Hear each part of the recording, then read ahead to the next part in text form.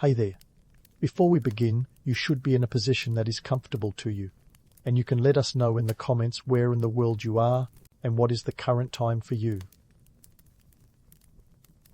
If you think the life of a geisha was all silk kimonos and delicate fan dances, well, you might want to adjust your kimono-colored glasses. Let me set the scene. It's the 18th century in Japan, and the bustling city of Kyoto is your playground. But hang on, don't pack your bags for a glamorous vacation just yet.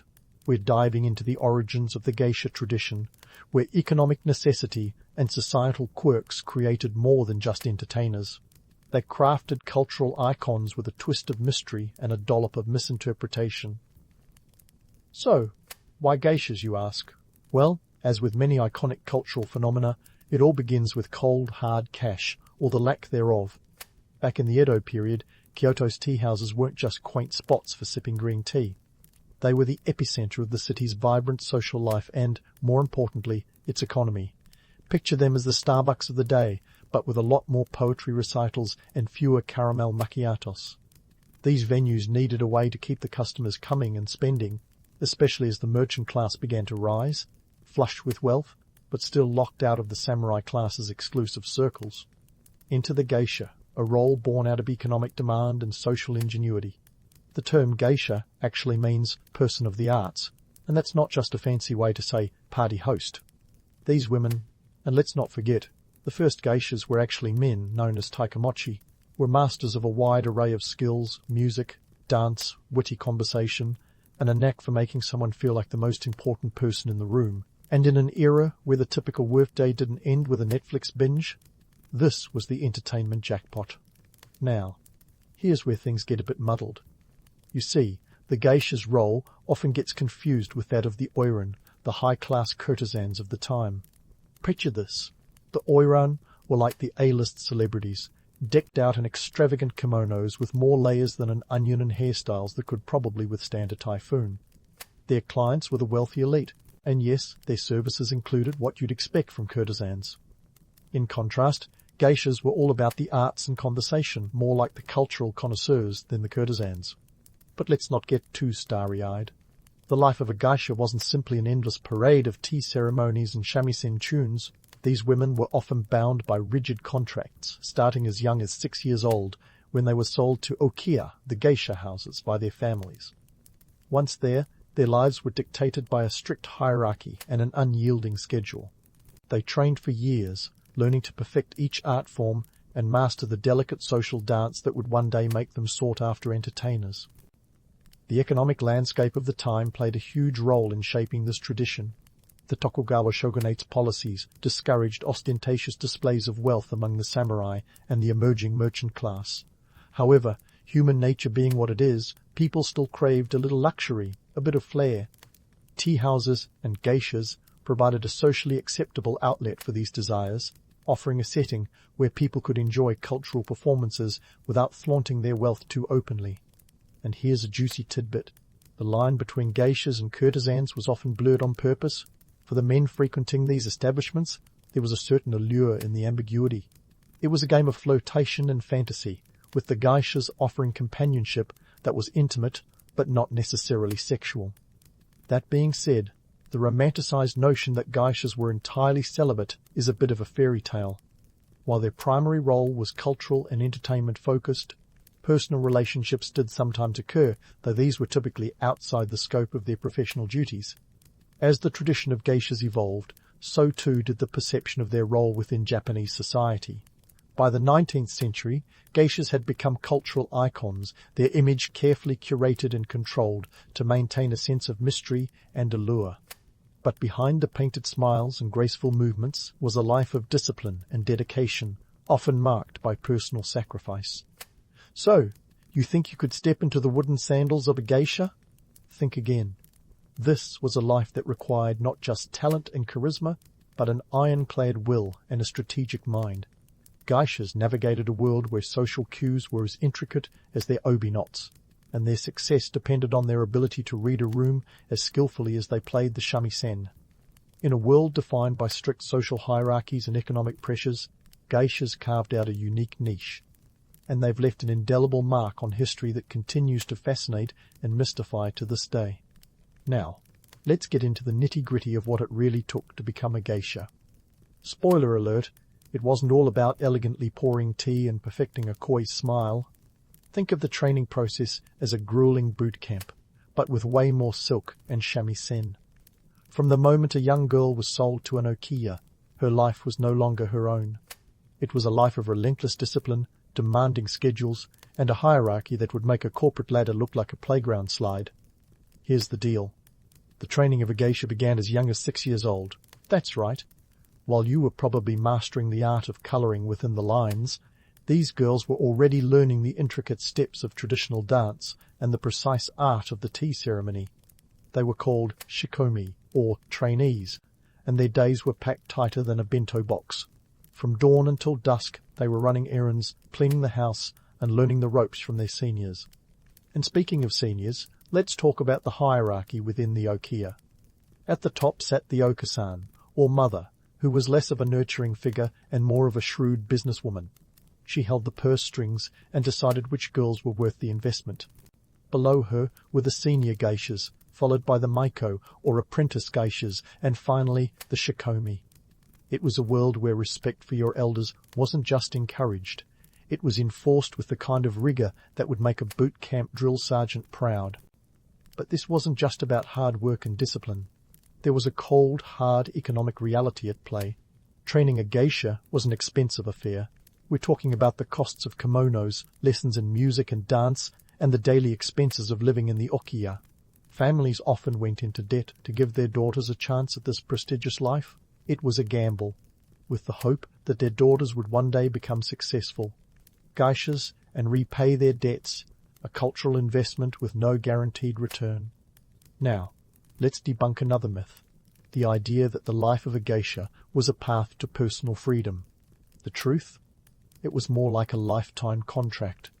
Even when they graduated to become full-fledged geishas, their earnings were funneled back to the okiya until their training debts were paid off. It was a financial treadmill where every step forward felt like 2 steps back.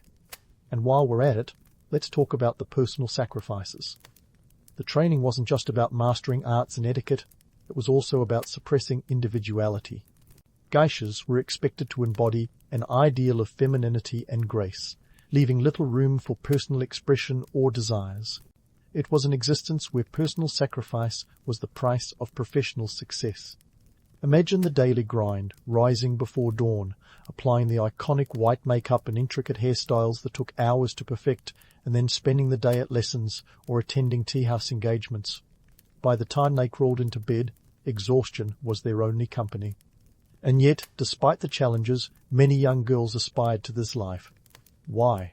Because the allure of becoming a geisha, a symbol of culture and sophistication, was a powerful draw in a society where women often had few paths to economic independence.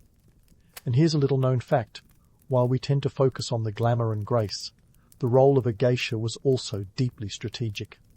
These women were experts in social navigation, adept at reading the room and knowing exactly how to charm their guests.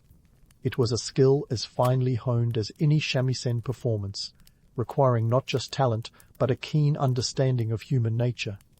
In short, the life of a geisha was no fairy tale. It was a complex dance of cultural expectation, economic necessity, and personal sacrifice.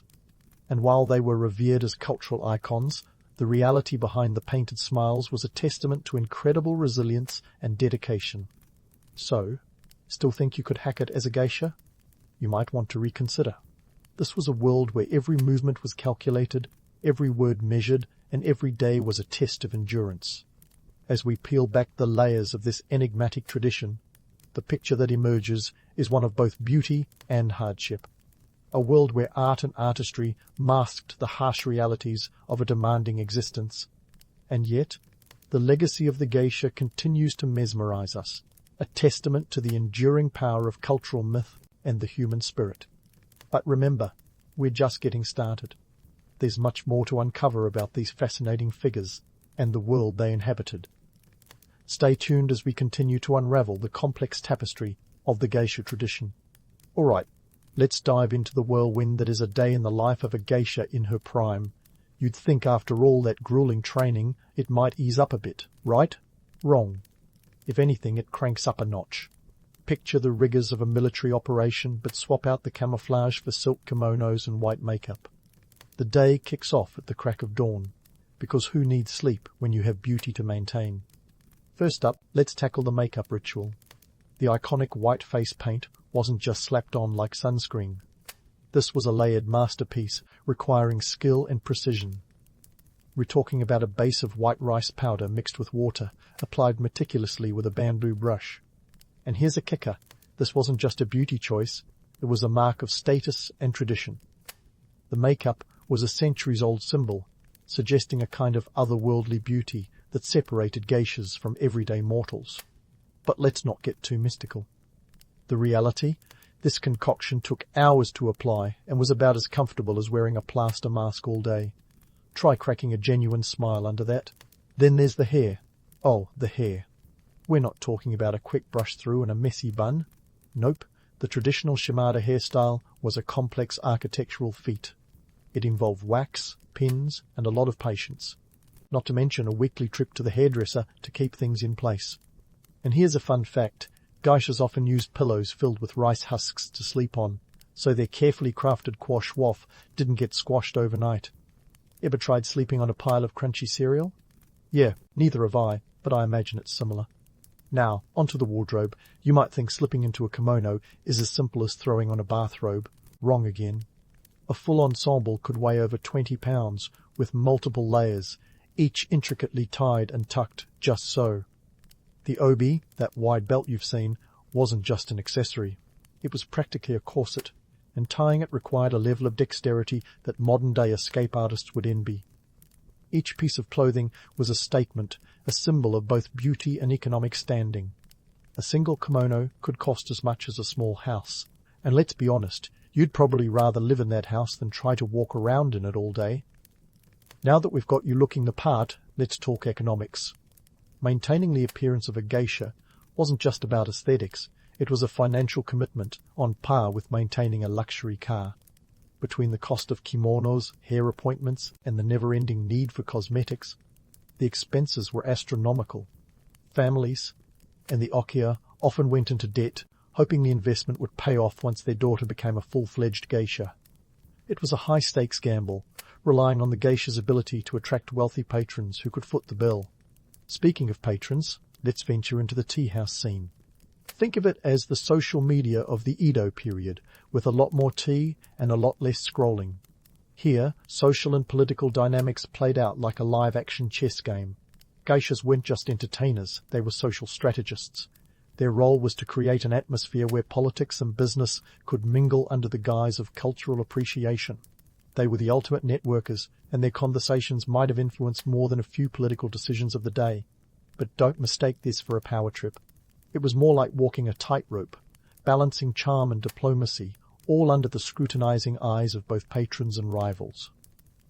The political undercurrents of these gatherings were as intricate as a geisha's dance steps.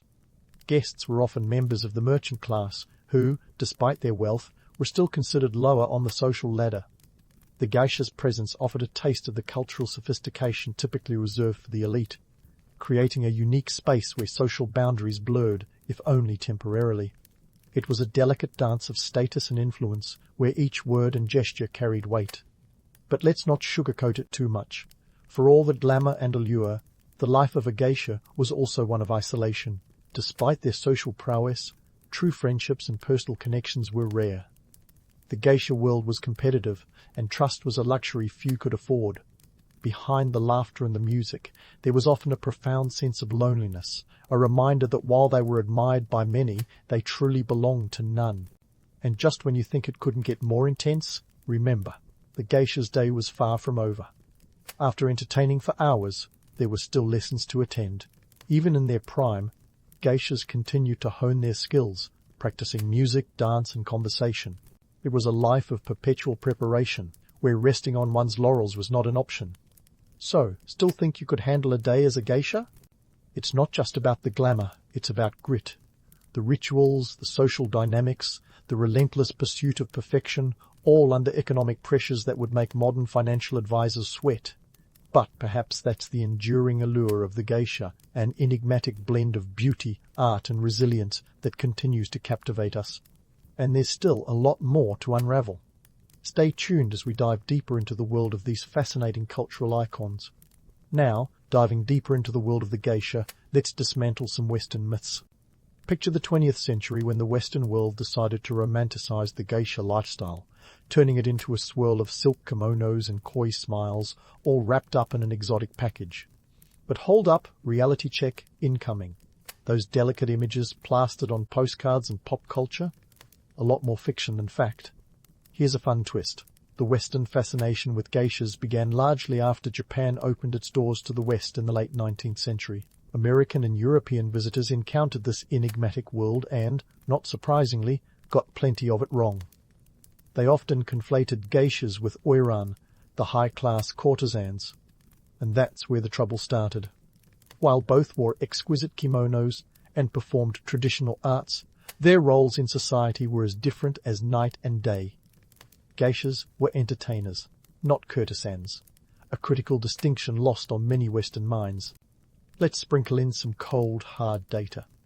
The 1920s saw a whopping 80,000 registered geishas in Japan, while the oiran numbers dwindled as their elaborate customs became less fashionable. Yet the myth persisted, fueled by novels like Arthur Golden's Memoirs of a Geishak and Hollywood's penchant for mystique over accuracy. But the reality was far less glamorous. Geishas, far from being objects of luxury, were skilled artisans navigating a patriarchal society with strategic acumen and a flair for performance. Let's dig into some primary sources to get a clearer picture. In the words of Mineko Iwasaki, one of Japan's most famous geishas, the life wasn't about seduction, but about art and discipline. Her autobiography, Geisha, A Life, gives a no-holds-barred view of the grueling schedule and the societal expectations that defined her world. According to Iwasaki, the training was rigorous, designed to produce performers capable of holding their own in any social situation. It was about mastering the art of conversation, music, and dance skills that required relentless dedication. Now let's talk economics again, because let's face it, money talks, and in the world of geishas, it practically shouted. The cost of maintaining the geisha lifestyle was astronomical. A single kimono could set you back the equivalent of several $1,000s today, and it wasn't just about looking the part. These investments were necessary to attract patrons, wealthy merchants and politicians who funded the okiya, the geisha houses, and kept the tradition alive. But don't think for a minute that geishas were simply high society accessories. They were cultural powerhouses, influencing art and fashion trends. For instance, the distinctive obi knot, once a simple tie, evolved into elaborate designs that became a fashion statement, and their impact wasn't confined to Japan. In the 19th century, the Japonisme movement swept through Europe, influencing artists like Van Gogh and Monet, who were captivated by the elegance and simplicity of Japanese aesthetics. And yet, despite their influence, geishas lived within a rigid social hierarchy. They were respected, but not necessarily free. Their lives were dictated by the okiya, bound by contracts until their debts were paid, a process that could take decades. It was a life of constant performance, both on and off the stage, where personal freedom was often an illusion. Let's debunk another myth while we're at it, the idea that geishas were completely isolated from society. While they operated within a unique cultural bubble, they were far from cut off. In reality, geishas were deeply connected to the political and social currents of their time. They often acted as confidants to powerful men, subtly influencing decisions with their charm and intellect. But it was a precarious balance. A stepping out of line could mean social ruin. And speaking of social dynamics, let's not overlook the role of gender. In a society that often relegated women to secondary roles, geishas occupied a curious space. They were revered for their artistry and cultural contributions, yet their personal lives were heavily controlled. This paradox highlights the complex interplay between gender and power in historical Japan, a theme that continues to resonate today. Now, if you think you've got the stamina to walk a mile in a geisha's zori sandals, let's add another layer to this intricate life. The geisha's world was one of constant adaptation. As Japan modernized, so did the geisha tradition. They incorporated new musical styles, adjusted their performances to suit contemporary tastes, and even adopted Western instruments. It was a testament to their resilience and ability to remain relevant in a rapidly changing world. And here's a quotable nugget for you. Being a geisha wasn't just about perfecting the arts, it was about mastering the art of survival. The life of a geisha was a relentless pursuit of excellence against a backdrop of economic and social constraints. It was a world where every move was scrutinized, every decision weighed, and every day was a performance. But let's not close the curtain just yet. The story of the geisha is far from over. There's more to explore, more myths to debunk, and more truths to uncover. So, stay tuned as we continue to unravel the fascinating tapestry of the geisha tradition, a world of beauty, artistry, and unyielding determination that has captivated imaginations for centuries and will, no doubt, continue to do so. As we unravel the final threads of the geisha tapestry, let's hop into our time machine and fast forward to the present day. The world of the geisha has not vanished into the mists of time like some lost city of Atlantis. Nope, it's still very much a part of the cultural landscape, albeit one that's had to adapt faster than a chameleon at a paintball match. In today's Japan, geishas continue to walk the tightrope between honouring centuries-old traditions and embracing the modern world. Let's put some numbers on the board. In the early 1900s, there were around 80,000 geishas gracing the streets of Japan. Today, we're looking at roughly 1,000, mainly concentrated in Kyoto's Hanamachi districts, essentially the geisha neighbourhoods. It's a sharp decline, sure, but think of it like vinyl records. Fewer in number, yet cherished by those who appreciate the nuance and skill involved. The modern geisha isn't just a guardian of tradition, but a cultural ambassador, often finding herself at the crossroads of past and present. You might be wondering, how does one maintain relevance in a world obsessed with TikToks and tweets? Well, the contemporary geisha has more in common with your favourite influencer than you might think. Social media has become an unexpected ally, allowing geishas to share their art with a global audience. They host events, perform live streams, and even engage with fans online. This digital pivot is not just a strategy for survival, it's a way to demystify the geisha's world and challenge lingering misconceptions. The irony? In their quest to modernize, they're actually returning to their roots, using the latest tools to do what geishas have always done, captivate and educate. Now, let's talk economy, because, as we've learned, money is the invisible puppeteer pulling many strings. The financial model of the geisha world has evolved. Patrons still play a vital role, but the clientele has diversified. Corporate clients, tourists, and cultural enthusiasts now fill the tea houses, eager for a taste of this enigmatic heritage. And while an evening with a geisha no longer costs a small fortune, it's still a luxury experience. We're talking hundreds, sometimes thousands of dollars for a performance. An investment in a cultural encounter that promises to be as enriching as it is entertaining. Yet, beyond the yen and the Instagram posts, geishas today face the challenge of cultural preservation. The rapid pace of globalization threatens the delicate traditions that define their art. Each performance is a battle against time, an effort to keep alive the dances, songs, and ceremonies that have been passed down through generations. It's a responsibility they carry with a mix of pride and trepidation, aware that their role is as much about safeguarding the past as it is about navigating the future. And let's not gloss over the societal dynamics at play. The geisha's role remains a complex one, sitting at the intersection of gender, power, and tradition. In a world where women are still fighting for equality, the geisha offers a paradoxical image, one of both empowerment and constraint. They command respect and admiration in a male-dominated society, yet their lives are dictated by rigid expectations.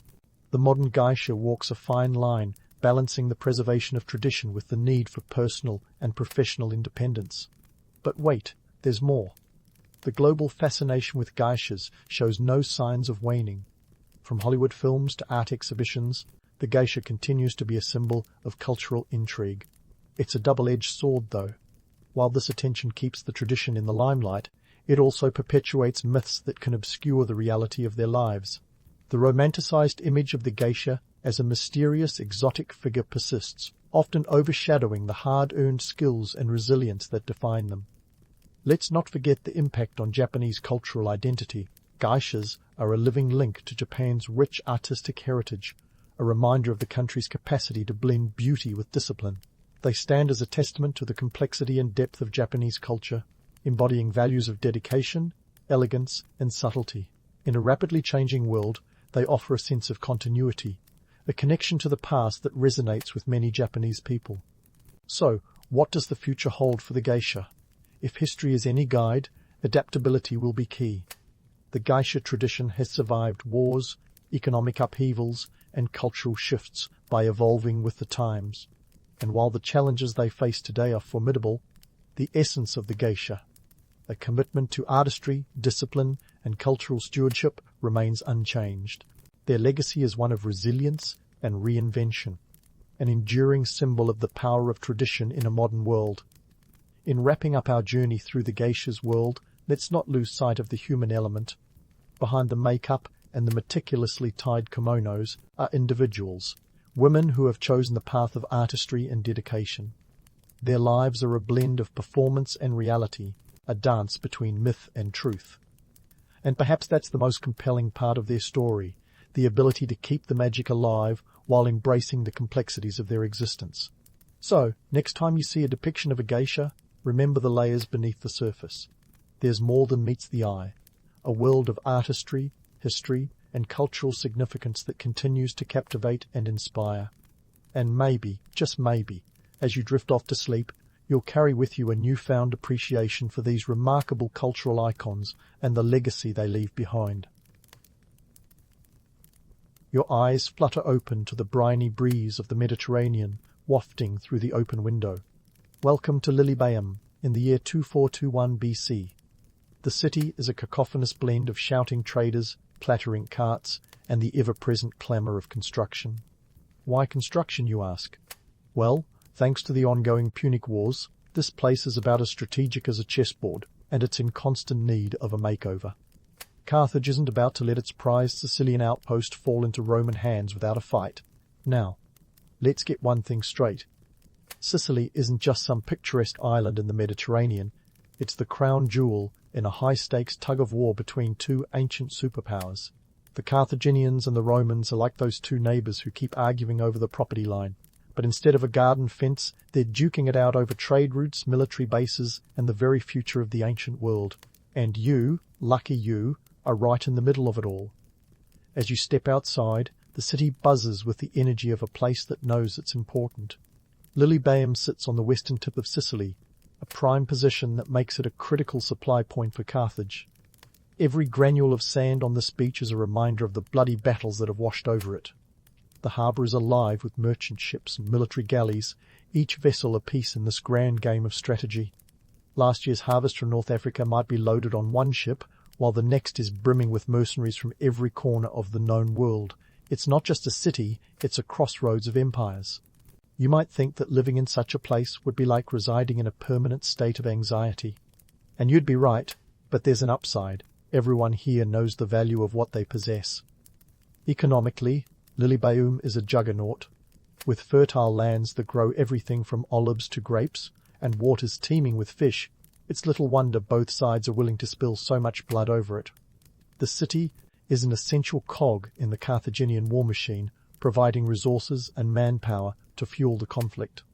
The local market is a whirlwind of activity, and as you weave through the bustling stalls, you can almost hear the clink of coins exchanging hands, a testament to the wealth that flows through this city.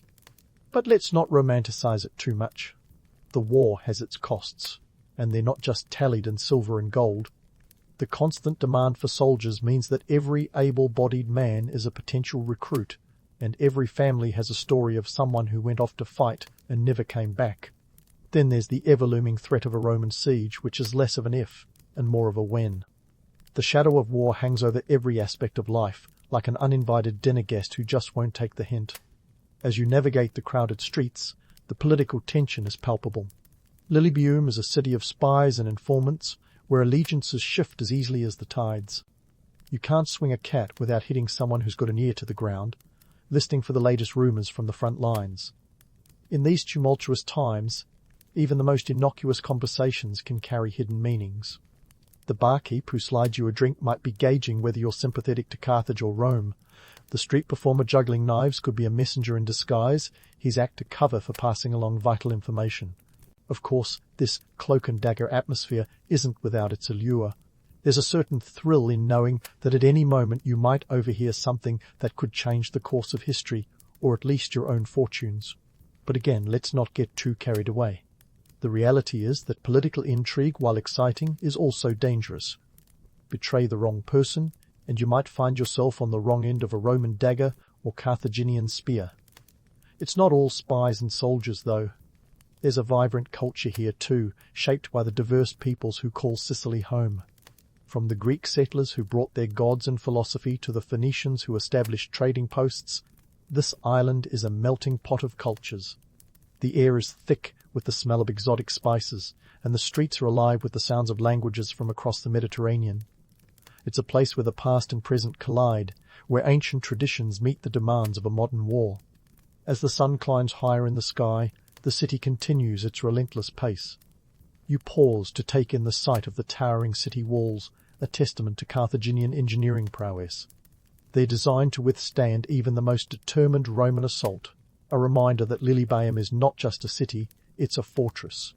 Every stone in those walls is a promise of defiance, a declaration that this city will not fall easily.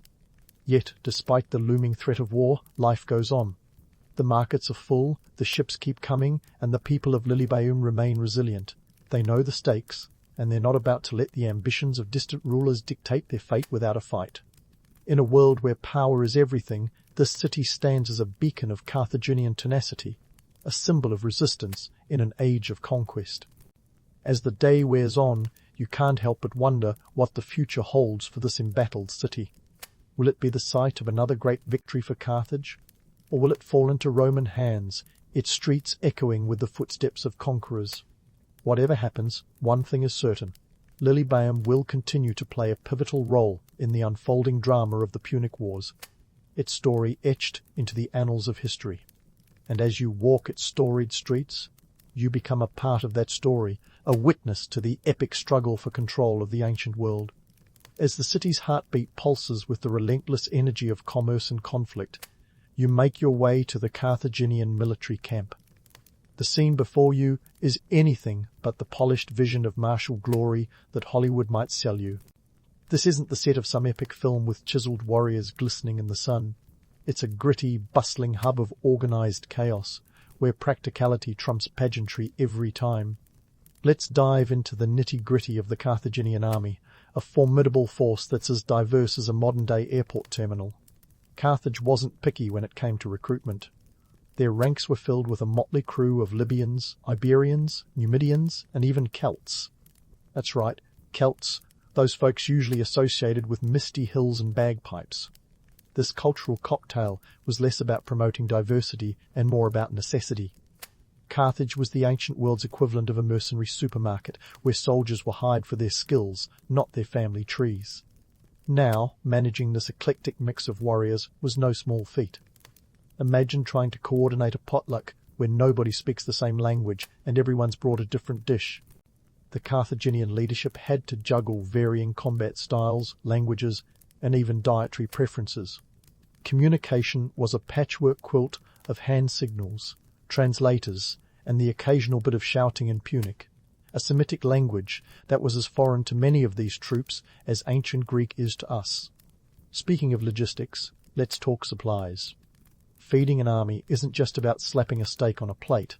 The average soldier's diet was a Spartan affair, literally.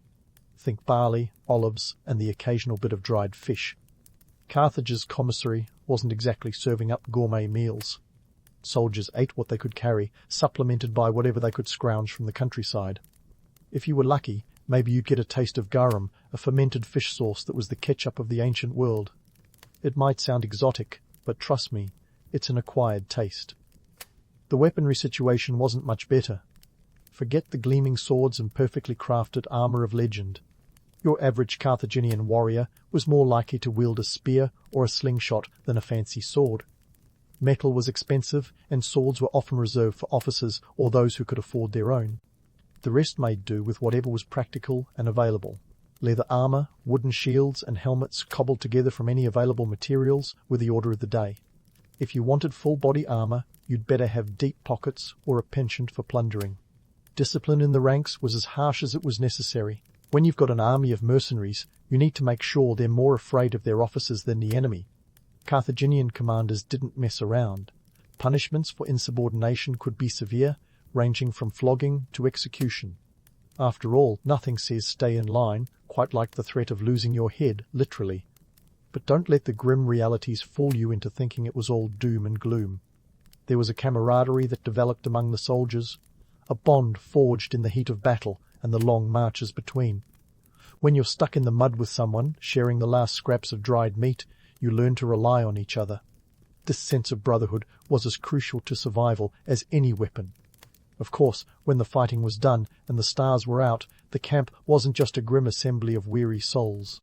There was laughter, the telltale signs of a dice game gone awry, and the occasional burst of song. After all, even in the ancient world, soldiers knew how to blow off steam. In those moments, you could almost forget the looming threat of Roman legions and the weight of the Carthaginian war machine.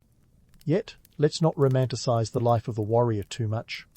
For every heroic tale of valor, there were countless stories of hardship and loss.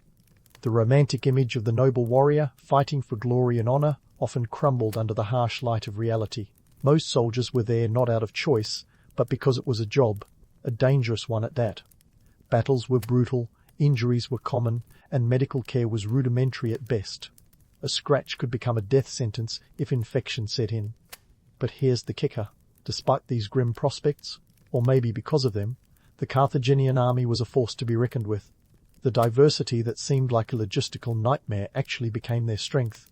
Each group brought unique skills and tactics to the battlefield, creating a versatile and unpredictable opponent. The Numidian cavalry, with their swift horses and hit-and-run tactics, were the dread of Roman infantry.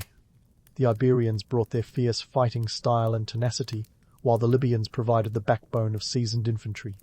So, as you stand in the midst of this bustling camp, surrounded by the sights and sounds of an army readying for war, you can't help but marvel at the sheer complexity of it all. This is no romanticized tableau of ancient heroism, but a living, breathing testament to human resilience and adaptability. In the grand chess game of ancient geopolitics, the Carthaginians are a wild card, a reminder that strength often lies in the most unexpected places. As the sun begins its slow descent, casting long shadows across the camp, you realize that this is just one chapter in a much larger story. The soldiers, the camp, the impending clash with Rome, all are pieces in a puzzle that spans continents and centuries. And while the future remains uncertain, one thing is clear. The Carthaginians are here to fight, to adapt, and to survive in a world where only the strongest can afford to dream of peace. As you stand there, the camp settling into its evening hum, your thoughts drift to the upcoming battle preparations, where the chaos of warfare truly reveals itself. Here, amidst the dust and tension, is where strategy meets reality, and where the myths of glorious conquest are often shattered by the blunt force of human struggle. Let's talk military strategy, Carthage versus Rome, a showdown that might as well be the Super Bowl of the ancient world. Carthage had a knack for innovation, a necessity born from necessity itself. Faced with the relentless Roman war machine, they had to be crafty, and boy did they get creative. Imagine a chess player who swaps out pawns for elephants and throws in some unpredictable moves just to keep things interesting. Ah, war elephants, nature's tanks if you will. These massive, tusked beasts were like the ancient equivalent of a shock and awe campaign. Picture this. You're a Roman legionary, and suddenly an elephant the size of a small house is charging at you. Not exactly a walk in the park. The sheer psychological impact of these animals was worth its weight in gold, or in this case, ivory. The elephants would storm the battlefield, sowing chaos and disrupting those oh-so-disciplined Roman formations. It was a game-changer, literally trampling over traditional tactics. But let's not get carried away with the romance of the Hannibal-esque pachyderms. The reality? Elephants were as much a liability as they were an asset. Sure, they were formidable, but they were also unpredictable. Sometimes they'd get spooked and stampede back into their own lines, causing more friendly fire than an ancient sitcom episode gone wrong. Training and controlling these beasts was a Herculean task. A wrong move, and your war elephant might decide it's had enough of the battlefield drama and take a detour back to the nearest oasis. On the Roman side, their strategic playbook was all about discipline and numbers. They had a well-oiled machine of legions, each consisting of about 5,000 men, drilled to perfection. The Roman military was less about flashy moves and more about grinding efficiency. Think of them as the ancient equivalent of a relentless bureaucracy, but with swords and shields instead of paperwork. They'd march forward in tight formations, shields interlocking like some kind of lethal jigsaw puzzle, ready to absorb whatever the Carthaginians threw their way. For Carthage, flexibility was key. Their forces were a mosaic of different units, each bringing unique strengths to the battlefield. Numidian cavalry, with their swift, nimble horses, were the ultimate hit-and-run specialists. Meanwhile, the Iberians, known for their ferocity, brought an aggressive edge to the infantry. It was a military version of that old saying, if you can't beat them with strength, beat them with variety. Yet, the human cost of these engagements was staggering. This wasn't some choreographed dance of gallantry and glory. It was brutal, messy, and often downright chaotic. Imagine a battlefield where the noise of clashing steel and cries of the wounded mingled with the acrid smell of sweat and fear. Battles were decided not just by strategy, but by the sheer will to endure the carnage. Ancient sources, like Polybius, give us a glimpse into this chaos. He describes the Battle of Drepana in 249 BC, where the Carthaginians, led by Adherbal, outmaneuvered the Roman fleet in a naval engagement that left the Romans reeling. It wasn't just about clever tactics. It was about exploiting every weakness and turning every advantage to their favour. And let's not forget the infamous Battle of Cannae in 216 BC, where Hannibal's forces encircled and decimated a much larger Roman army. It's a tactical masterclass still studied in military academies today, but beneath the strategic brilliance lies the grim reality of nearly 70,000 Roman soldiers who never returned home. The myth of heroic conquest has its allure, a narrative of valour, honour, and destiny. But strip away the legend, and you're left with the raw, unforgiving truth of ancient warfare, a relentless grind of men and resources where victory often came at a cost too high to bear. The romantic image of the noble warrior clashing swords at dawn fades into the harsh light of reality, where most soldiers were simply trying to survive another day. As you ponder these battlefield preparations and the strategies that will soon play out, you realize that this is just the beginning. The sun may be setting on the Carthaginian camp, but the story of this war is far from over. The stakes are high, the tension palpable, and the outcome uncertain. In this epic contest of empires, every decision, every maneuver, and every life lost will shape the course of history. So, as you turn away from the campfires flickering in the dimming light, you can't help but feel the weight of what lies ahead. This is more than a clash of armies. It's a battle for the soul of the ancient world, a testament to human ambition and resilience in an age defined by conflict. As the night wraps its cloak around the camp, you realize that the coming days will test every ounce of Carthaginian tenacity and Roman resolve. The stage is set, and the drama is about to unfold. Stay tuned, because this historical saga is far from over, and the best, or perhaps the worst, is yet to come.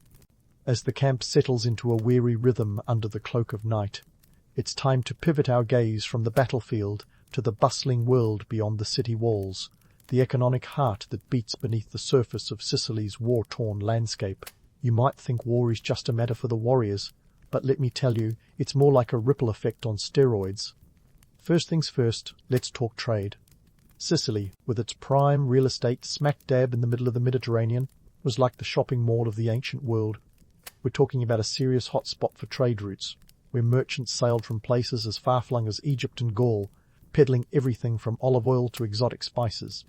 But with every battle, every skirmish, those trade routes were like a game of musical chairs, dangerous and unpredictable. Now, you might picture ancient Sicily as a place where merchants, clad in toga-like garments, strolled leisurely through bustling markets, haggling over amphorae of wine and baskets of ripe figs. And sure, there was a bit of that. But here's where reality kicks in. War wasn't just a backdrop. It was a bull in the china shop of commerce. Every time a Roman or Carthaginian army marched through, local trade got caught in the crossfire, sometimes literally. Consider the logistical nightmare of agriculture during wartime. Sicily's fertile lands, which should have been a gold mine of grain and produce, often turned into battlefields. Farmers faced the grim choice of abandoning their fields or risking their necks to harvest crops under the looming threat of raids. And while we're at it, let's not forget the infamous Roman scorched earth tactics. You see, the Romans weren't exactly known for their subtlety. If they couldn't have the crops, they'd rather torch them than leave them for the enemy. Talk about taking the sharing is caring mantra and flipping it on its head. But let's get specific.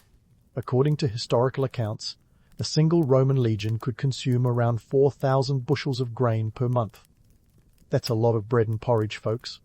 When an entire legion rolled through, local supplies could dry up faster than a puddle in the Sahara. And for the civilians left behind, this meant scrambling to find food, often paying exorbitant prices for basic staples. The cost of grain could skyrocket, sometimes tripling in price, leaving the average Sicilian peasant scratching their head and their stomach. And then there's the lovely little issue of currency. War has a way of playing havoc with economies, and Sicily was no exception. With armies constantly on the move, local currencies fluctuated wildly. Inflation was a constant companion, like that annoying relative who always shows up uninvited. Coins were sometimes melted down or reminted to pay mercenaries, which did little for financial stability. Imagine trying to run a business when the value of money changes more often than a chameleon's skin. It's enough to drive anyone to drink, assuming you could afford the wine. Speaking of mercenaries, let's not forget about the social fabric of this island, caught between two titans. The presence of foreign soldiers brought its own set of challenges. These weren't just weekend warriors. They were professional fighters who needed food, lodging, and, occasionally, a bit of entertainment. Local taverns might have seen a boom in business, but that was a double-edged sword. More soldiers meant more brawls, and nothing says fun night out like dodging a flying amphora. Now, if you think civilians could just sit this one out, think again. The war demanded manpower, and not just for the front lines. Cities like Lilybaeum needed workers to repair walls, craftsmen to forge weapons, and sailors to man the ships. The demand for labor was relentless, and with so many men conscripted into armies, the workforce was stretched thinner than a Roman centurion's patience. Families were often left to fend for themselves, with women taking on roles traditionally held by men. It's a story as old as time. War reshaped societies, forcing them to adapt or perish. And while some found empowerment in these new roles, others faced hardship as they struggled to keep their families afloat in uncertain times. But let's not romanticize this as some heroic tale of resilience. The truth was often bleaker. Disease and famine were constant threats, exacerbated by war's disruptions. When grain prices soared, the poorest suffered most, leading to unrest and, occasionally, outright revolt. The gap between the haves and have-nots widened as those with means hoarded supplies, leaving little for their less fortunate neighbours. And what about those mythical Carthaginian elephants we mentioned earlier? When they weren't trampling down enemies, they were gobbling up resources. Feeding these massive creatures was no small feat, and every bale of hay or barrel of water meant less for the people living under siege conditions. In a way, the elephants were a symbol of the war itself. Impressive, costly, and a constant reminder of how precarious life had become. Yet, amid the chaos, commerce found a way to endure. Traders adapted, smuggling goods through blockades or bartering when coins became scarce. The black market thrived as resourceful Sicilians found ways to skirt around the havoc wrought by Rome and Carthage. It was a testament to human tenacity, the kind of grit that keeps societies ticking even when the world seems hell-bent on tearing them apart. But let's not kid ourselves. The war was a relentless beast, gnawing at the edges of everyday life. It was a reminder that no matter how distant the battlefield seemed, the effects reached into every home, every market stall, and every field. As the sun dipped below the horizon, casting Lilybaeum in a soft glow, you might wonder how much longer the island could endure this pressure cooker of conflict. With the coming dawn, the cycle would begin anew. Merchants would haggle, farmers would toil, and soldiers would march. But beneath it all lay the simmering question. Would Sicily rise from the ashes of war, or would it crumble under the weight of its own history? The answer, like so much in this ancient world, remained tantalizingly out of reach, waiting for the next act of this epic drama to unfold. As the stars twinkle over the Sicilian landscape, the dust and echoes of the day's chaos settle, leaving us to ponder the enduring mark of Carthaginian presence in this storied land. The war, a titanic clash between Carthage and Rome, wasn't just a series of battles. It was a seismic event that reshaped the political, cultural, and economic contours of the Mediterranean world. Think of it as the ancient version of a tectonic shift, with aftershocks that reverberated long after the last swords were sheathed. Let's start with the political landscape. Sicily, situated smack dab in the Mediterranean, was the geopolitical equivalent of a prized chessboard square. Whoever controlled it held a key to dominating trade and projecting power across the seas. The Carthaginians, with their Phoenician roots, were master mariners and traders, using Sicily as a springboard to extend their influence. Yet it was Rome's eventual victory in the First Punic War that redefined the island's role.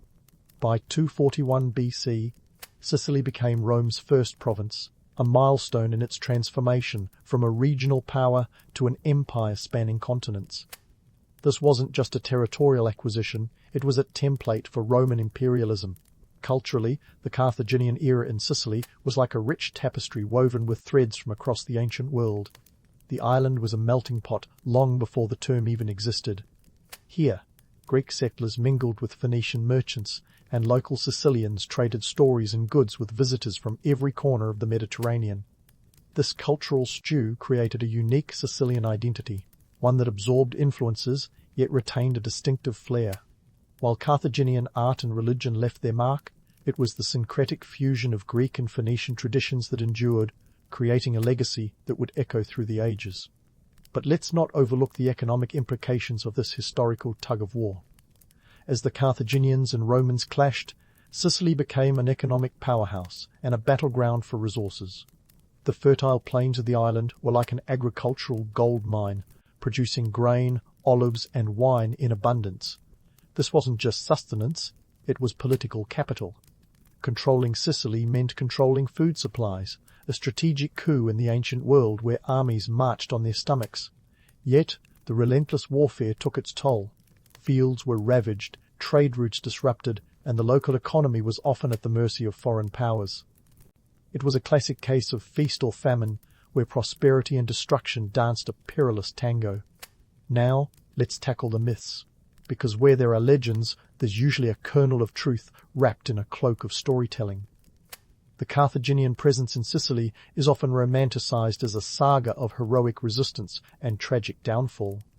Hannibal's elephants, the fierce mercenaries, the epic naval battles, all these elements have woven a narrative that's as captivating as it is misleading. In truth, the Carthaginian experience in Sicily was less a saga of noble warfare and more a gritty tale of survival and adaptation. It was about leveraging what you had, whether it was a diverse army or a strategic location, to keep one step ahead of a relentless adversary. But here's the kicker. The impact of Carthage in Sicily wasn't just a footnote in history. It was a prelude to the broader story of Rome's rise and the eventual decline of Carthage itself. The Punic Wars were a crucible that forged Rome's military and administrative prowess. The lessons learned on Sicilian soil about logistics, multicultural governance, and military strategy were lessons Rome would carry forward as it expanded its empire. Meanwhile, for Carthage, the loss of Sicily was a harbinger of things to come, a stark reminder that even the mightiest of cities could fall. In examining the broader social implications, we see that the Carthaginian legacy in Sicily is one of resilience amidst adversity. The island's inhabitants, caught between two behemoths, adapted to survive. They learned to navigate shifting allegiances, to trade and negotiate their way through turbulent times. This adaptability became a hallmark of Sicilian identity, one that persists to this day in a region known for its cultural richness and complexity. As we wrap up this exploration, it's clear that the Carthaginian era in Sicily was more than just a chapter in a history book. It was a pivotal moment that shaped the destinies of empires and the lives of countless individuals.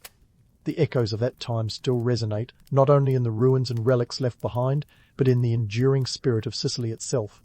The island remains a testament to the resilience of its people, a living reminder of how history is not just a series of events, but a tapestry of human stories woven together over time. So, as the night deepens over Lilybaeum and the Mediterranean breeze carries whispers of ancient tales, we close this chapter. The legacy of Carthage and Sicily is etched in the stones, the soil, and the souls of its people. A legacy that continues to intrigue, inspire, and remind us of the enduring dance between power, culture, and identity. And as you drift into dreams, remember that the past is never truly past. It's a living, breathing part of who we are and who we will become.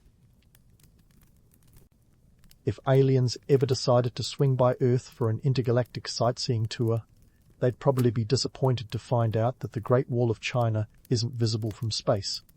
That's right, folks. One of the most endearing myths about this colossal piece of ancient engineering is just that, a myth. The wall is impressive, no doubt, but from the vacuum of space, it's as elusive as a needle in a planetary haystack. But hey, don't let that spoil the fun. There's plenty more about the Great Wall that'll knock your socks or space boots right off. So, let's rewind to a time when the idea of a wall so mammoth it could wrap around the moon was just a glint in some emperor's eye. We're talking about the era of Qin Shi Huang, China's first emperor, and a man whose ambition was only rivaled by his paranoia. He had a vision, and that vision was a unified China, preferably one that didn't get invaded every other Tuesday by nomadic tribes. His solution? A wall. A really, really big wall. It's the kind of over-the-top solution you might expect from a guy who also commissioned an army of terracotta soldiers to guard his tomb. What can we say? The man had a flair for the dramatic. Qin Shi Huang's Great Wall was less about aesthetics and more about practicality. Initially, it wasn't the monolithic structure we think of today, but rather a series of walls and fortifications cobbled together from earlier state defenses. He didn't just wave a magic imperial wand and make it appear. Nope, this was a logistical nightmare involving hundreds of thousands of workers. Sources estimate anywhere from 300,000 to 1 million labourers were conscripted for this colossal task, and they didn't exactly get catered lunches. These builders, soldiers, and unfortunates who found themselves on the wrong side of the law or the emperor's mood were essentially the bricks and mortar of this early phase. The construction itself was less about precision engineering and more about brute force. The early walls were made from tamped earth, wood, and whatever materials were handy. Think of it as the world's most extreme DIY project. And while it might sound like the kind of thing you throw together in your backyard, this was no small endeavour. The lengths of the wall varied, but the Qin dynasty's contributions stretched over 5,000 kilometres, or about 3,100 miles. To put that in perspective, that's like building a wall from New York to Los Angeles, with enough left over for a scenic detour to Dallas. But why go through all this trouble? Well, Qin Shi Huang wasn't just building a wall, he was trying to build an empire that would last forever. The wall was a statement as much as a defence, a line in the sand against the Xiongnu and other nomadic groups who had a pesky habit of raiding Chinese territories. To Qin, the wall was less about keeping people out and more about keeping his empire in. It was a physical manifestation of his desire to control the world around him. The logistics of building such an ambitious project were staggering. Imagine trying to coordinate that many people without a single spreadsheet. And while we're on the topic of spreadsheets, the economy behind this wall-building bonanza is worth a mention. The costs were astronomical, not just in terms of materials and labour, but also in terms of human life. Many workers didn't survive the harsh conditions.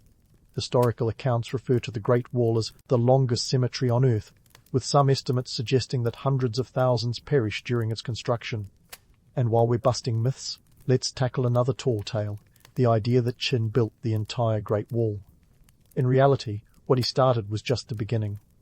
The wall we know today is a patchwork quilt of different dynastic contributions.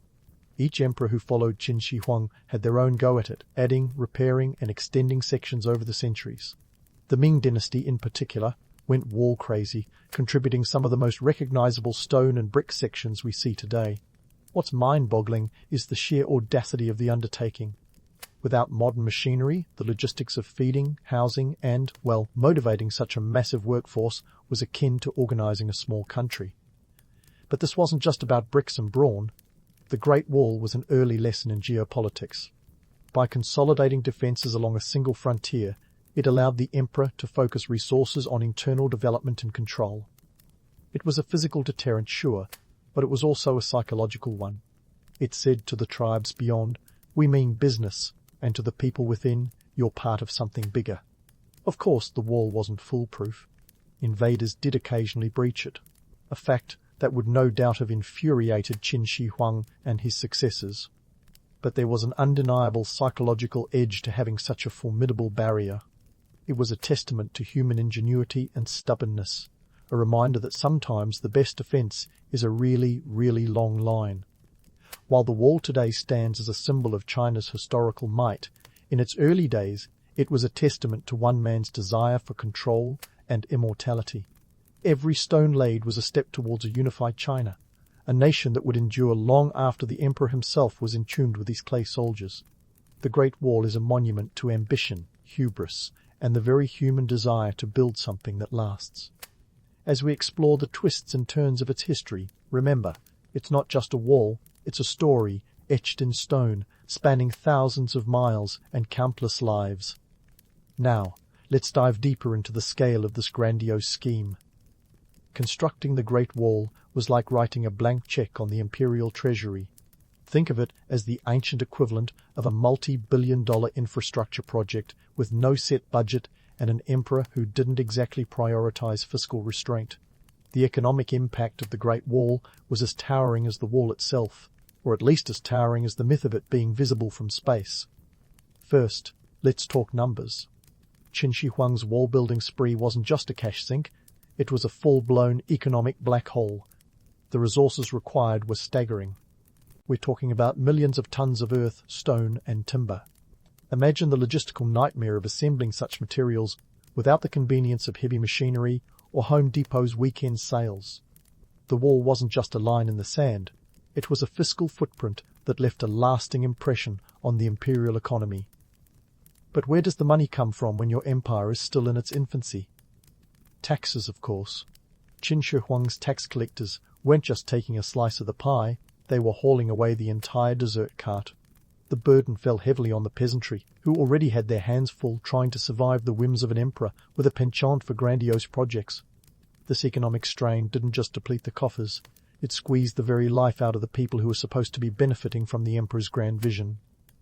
And let's not forget the labor force. The wall wasn't built by volunteers over a long weekend.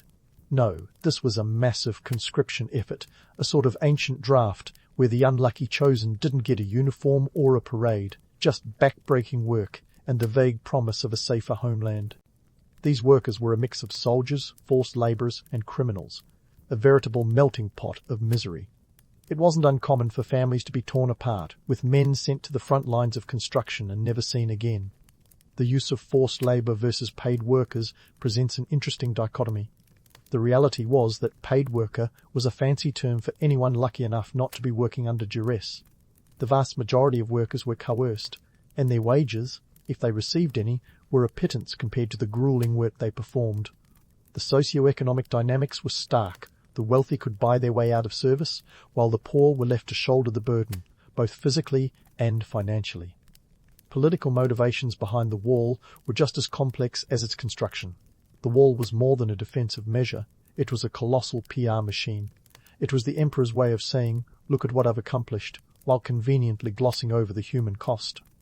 In that sense, the wall was a testament to both the power and the propaganda of the time. It wasn't just about keeping the Xiongnu at bay. It was about making a statement to the world and to his subjects. Crafting the narrative around the wall was crucial. The rulers knew that a good story could justify just about any expense. So, the Great Wall was spun as the ultimate safeguard of civilization, a divine mandate etched in stone. It was a narrative that resonated with the people, even as they bore the brunt of its construction. The wall was a symbol of unity and strength, a facade that papered over the harsh realities of its creation. And while we're drawing parallels to today, let's consider how the wall's PR spin mirrors modern-day infrastructure boondoggles. Politicians love a good ribbon-cutting ceremony, but the financial and human costs are often swept under the rug. Sound familiar? The Great Wall was as much about optics as it was about defense, a timeless lesson in how leaders seek to shape public perception. As we continue to unravel the economic and political tapestry of the Great Wall, remember that this story isn't just about an ancient barrier. It's a reflection of the human condition, our relentless drive to build, to protect, and to leave a mark on the world, no matter the cost. The Great Wall stands as a testament to ambition, resilience, and the everlasting tension between power and the people. And as we journey further into its history, we'll uncover more layers of this monumental narrative, shaped by countless lives and untold sacrifices. As we plough ahead, let's shift our gaze to the military and strategic aspects of this sprawling monument. Now, you might think that a wall as grand as the Great Wall would have been the ultimate fortress, right? Well, the truth is, the wall was more like a colossal game of hide-and-seek where the stakes were survival. The idea was simple: keep the marauding nomads out. But here's a plot twist. The wall wasn't as impenetrable as the emperors might have hoped. In fact, some invaders found it more of a mild inconvenience than a formidable barrier. Let's start by setting the scene with some historical drama. Picture the nomadic Xiongnu tribes, the bad boys of the Asian steppes, eyeing the Chinese heartland like it was the last slice of pizza at a party.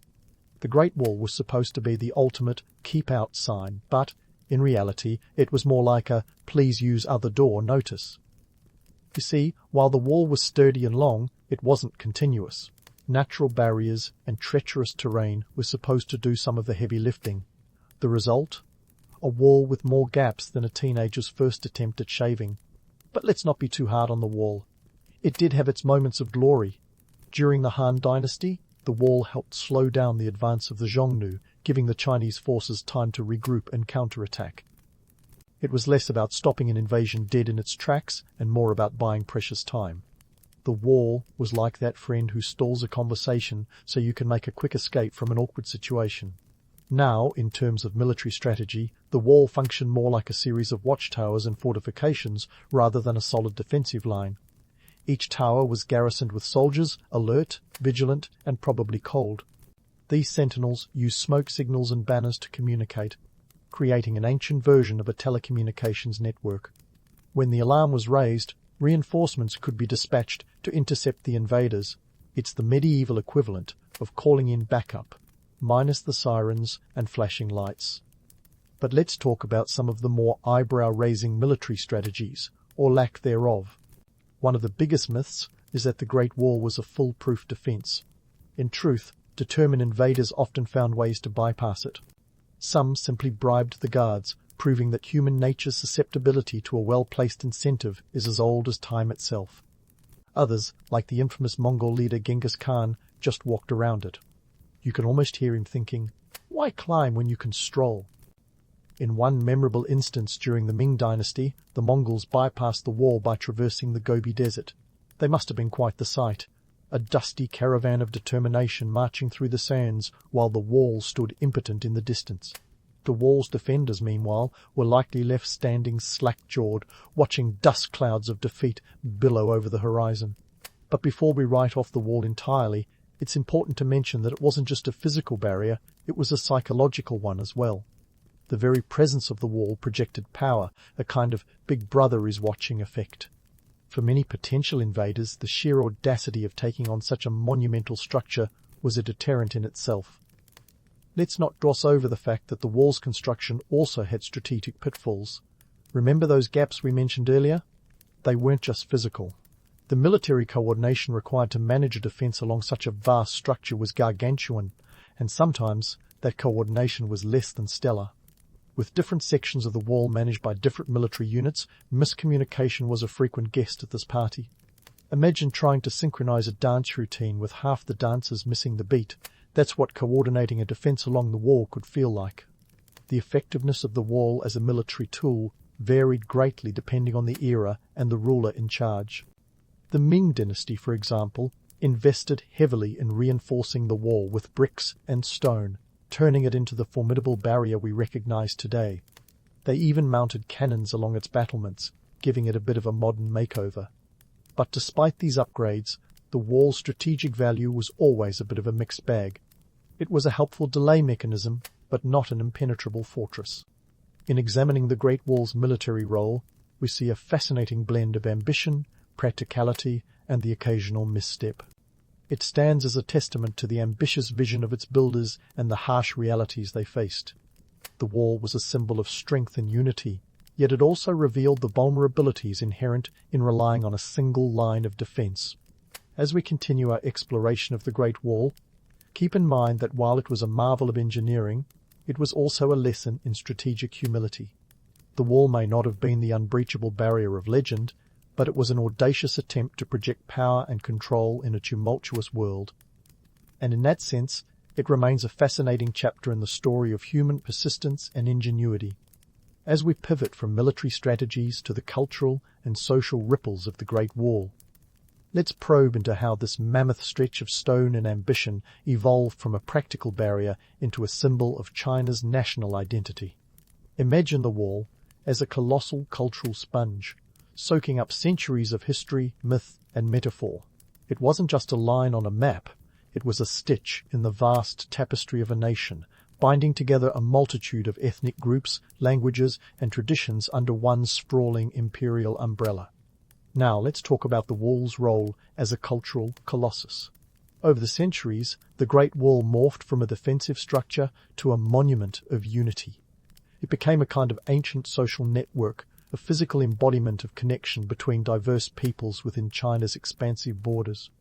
The wall's very presence was a reminder that despite the vast differences in dialects, customs, and cuisines, there was a shared identity, a common purpose, protecting a civilization that saw itself as the Middle Kingdom, the center of the universe.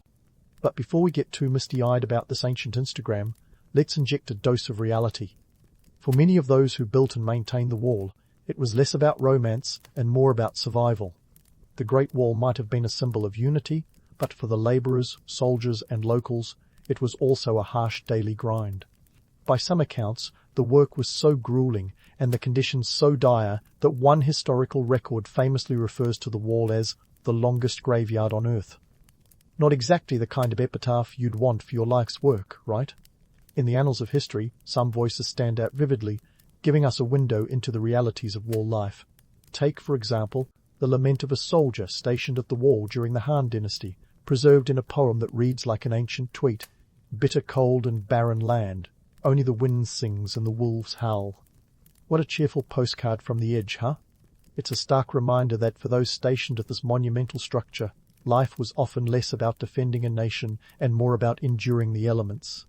While many romanticize the Great Wall as a testament to Chinese ingenuity and perseverance, it's crucial to acknowledge the lived experiences of its builders and maintainers. These were the unsung heroes, or perhaps more accurately, the reluctant participants in the wall's history. They were conscripted from all walks of life, from peasants and farmers to soldiers and prisoners. Imagine the wall as a melting pot of misery, where diverse groups of labourers toiled under the sun and stars, united not by choice but by imperial decree. And let's not forget the impact of the wall on the local economies. The construction and maintenance of the wall spurred the development of nearby communities, albeit under considerable duress. These towns and villages became bustling hubs of activity as they supplied provisions and manpower. In many ways, the wall was a double-edged sword, bringing trade and economic opportunities for some, while draining resources and labour from others. It was both a lifeline and a chain, binding communities to the imperial will. Now, let's tackle the romanticized view of the wall as a symbol of love and longing. The legend of Meng Jiangnu, a story as old as time itself, illustrates this perfectly. According to the tale, Meng Jiangnu's husband was conscripted to work on the wall and died from the harsh conditions. Overcome by grief, she journeyed to the wall and wept so bitterly that a section of it collapsed, revealing his bones. It's a story that tugs at the heartstrings, no doubt, but also underscores the human cost of this monumental endeavour. While the tale is likely more myth than fact, it highlights the emotional weight the wall has carried through the ages. The Great Wall, in all its formidable glory, also served as a tool for cultural exchange. As a frontier between the Chinese Empire and the nomadic tribes beyond, it was a point of contact and conflict, but also of trade and interaction. The Silk Road, that legendary network of trade routes, intersected with the wall, turning it into a conduit of commerce and culture.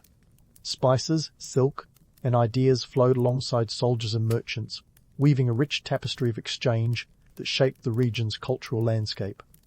It's essential to recognize that the wall's significance transcended its original military purpose. Over the centuries, it became a canvas for cultural expression, a backdrop for countless stories, myths, and legends.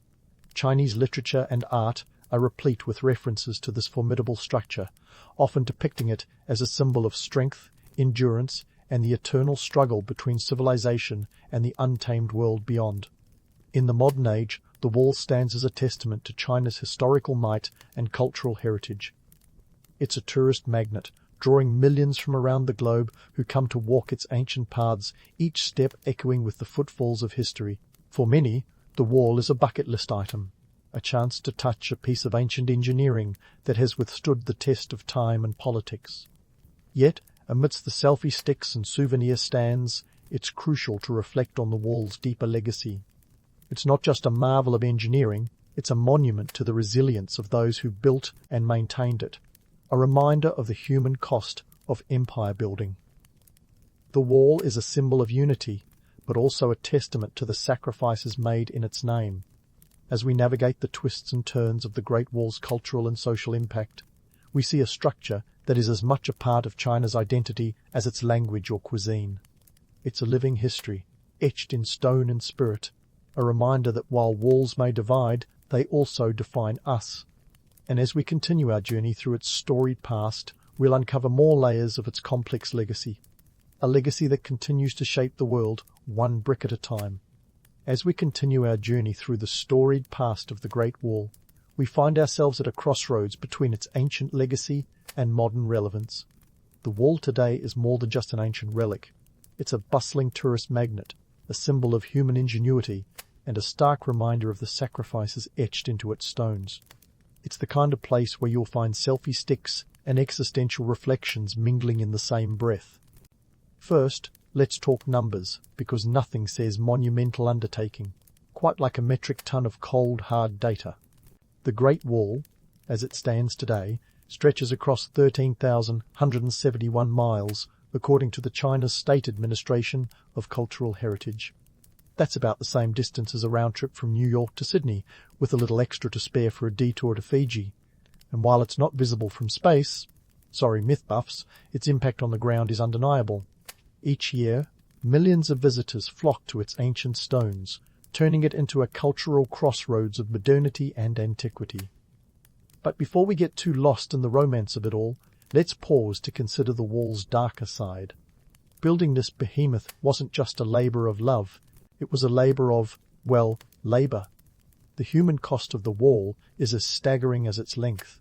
Historical estimates suggest that hundreds of thousands of workers perished during its construction, a fact that doesn't quite make it into the glossy tourist brochures. It's a bit like admiring a beautiful tapestry without noticing the blood, sweat and tears woven into its fibres. Yet, despite, or perhaps because of its grim origins, the wall has evolved into a global icon of endurance and achievement. It's a testament to human ambition, the kind that dreams big and builds bigger, regardless of the odds. This is a wall that's seen empires rise and fall, outlasted countless rulers, and survived the whims of time and tide. It's a reminder that while human life may be fleeting, our creations can endure long after we're gone. Now, let's pivot to its role as a tourist attraction. Walking the Great Wall is like stepping into a living history book, with each stone whispering tales of yore. It's a place where you can almost hear the echoes of ancient soldiers, feel the grit of centuries-old bricks underfoot, and marvel at the audaciousness of a civilization that dared to dream so grandly. And let's not forget the entrepreneurial spirit of modern vendors, hawking everything from "I climbed the Great Wall" T-shirts to bottles of authentic wall dust. Talk about a souvenir with a story. But amidst the tourism and trinkets, the wall also poses a poignant question: what lessons can we learn from its construction? For one, it highlights the age-old tension between ambition and ethics. The wall is a monument to what humanity can achieve when it sets its mind to it, but it's also a cautionary tale about the costs of unchecked ambition.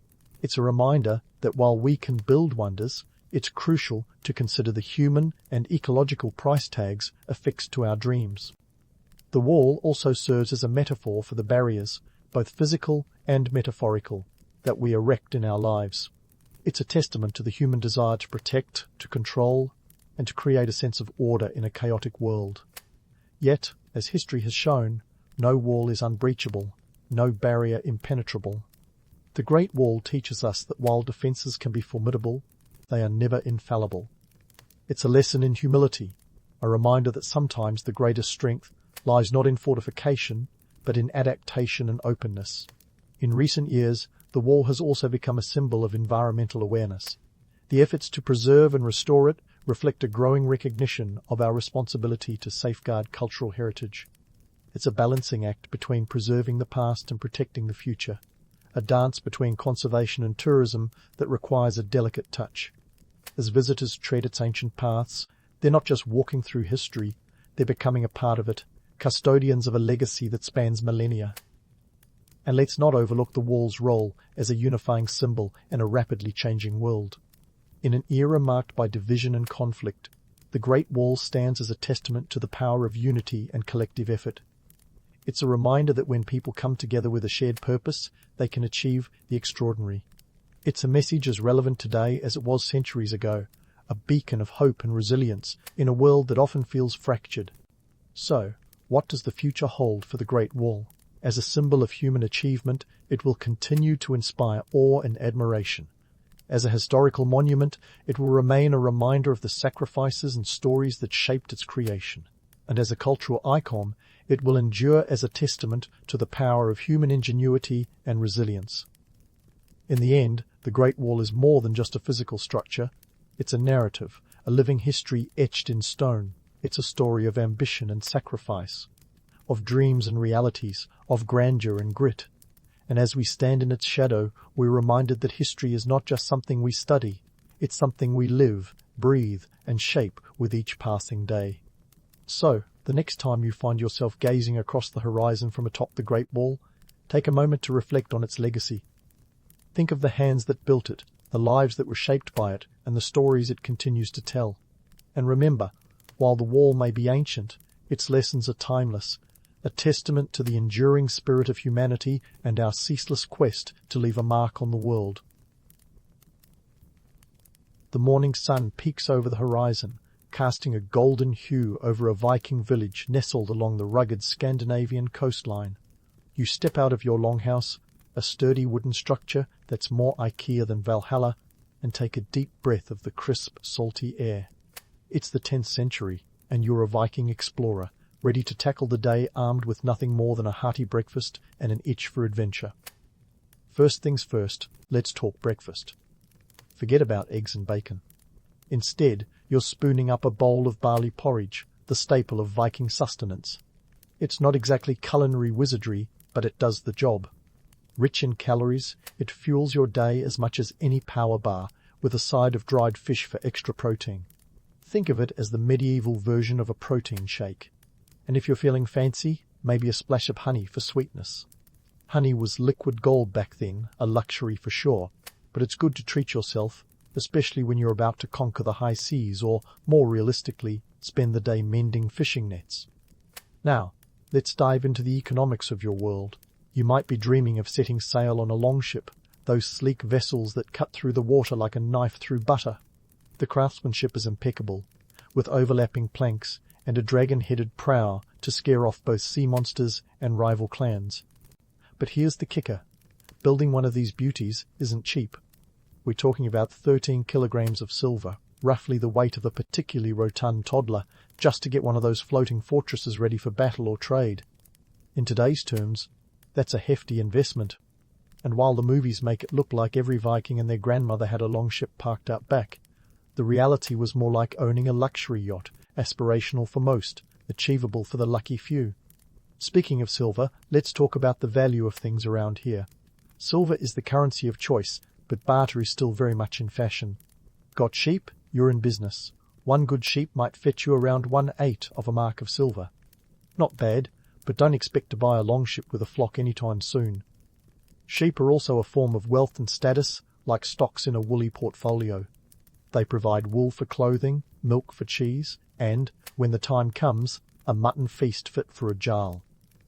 In this world, wealth isn't just about what you own, but what you can trade and who you know. Social hierarchy is the name of the game. You're not just some random Viking. You're part of a tightly woven tapestry of community and status. At the top, you've got the Jarls, the chieftains, who wield power like Thor's hammer. They own the most land, have the most followers, and throw the best parties. Think feasts that make your barley porridge look like a sad side dish. Then there are the carls, the freemen, the backbone of society. Farmers, fishermen, craftsmen. They're the middle class of Viking society, making sure the whole operation doesn't grind to a halt. And at the bottom, the thralls, or slaves, who do the heavy lifting. Life as a thrall isn't exactly a picnic, but escape or hard work could one day buy freedom. A glimmer of hope in a world where social mobility is about as common as a peaceful raid. Now, let's address the elephant in the longhouse, the romanticized image of the Viking warrior.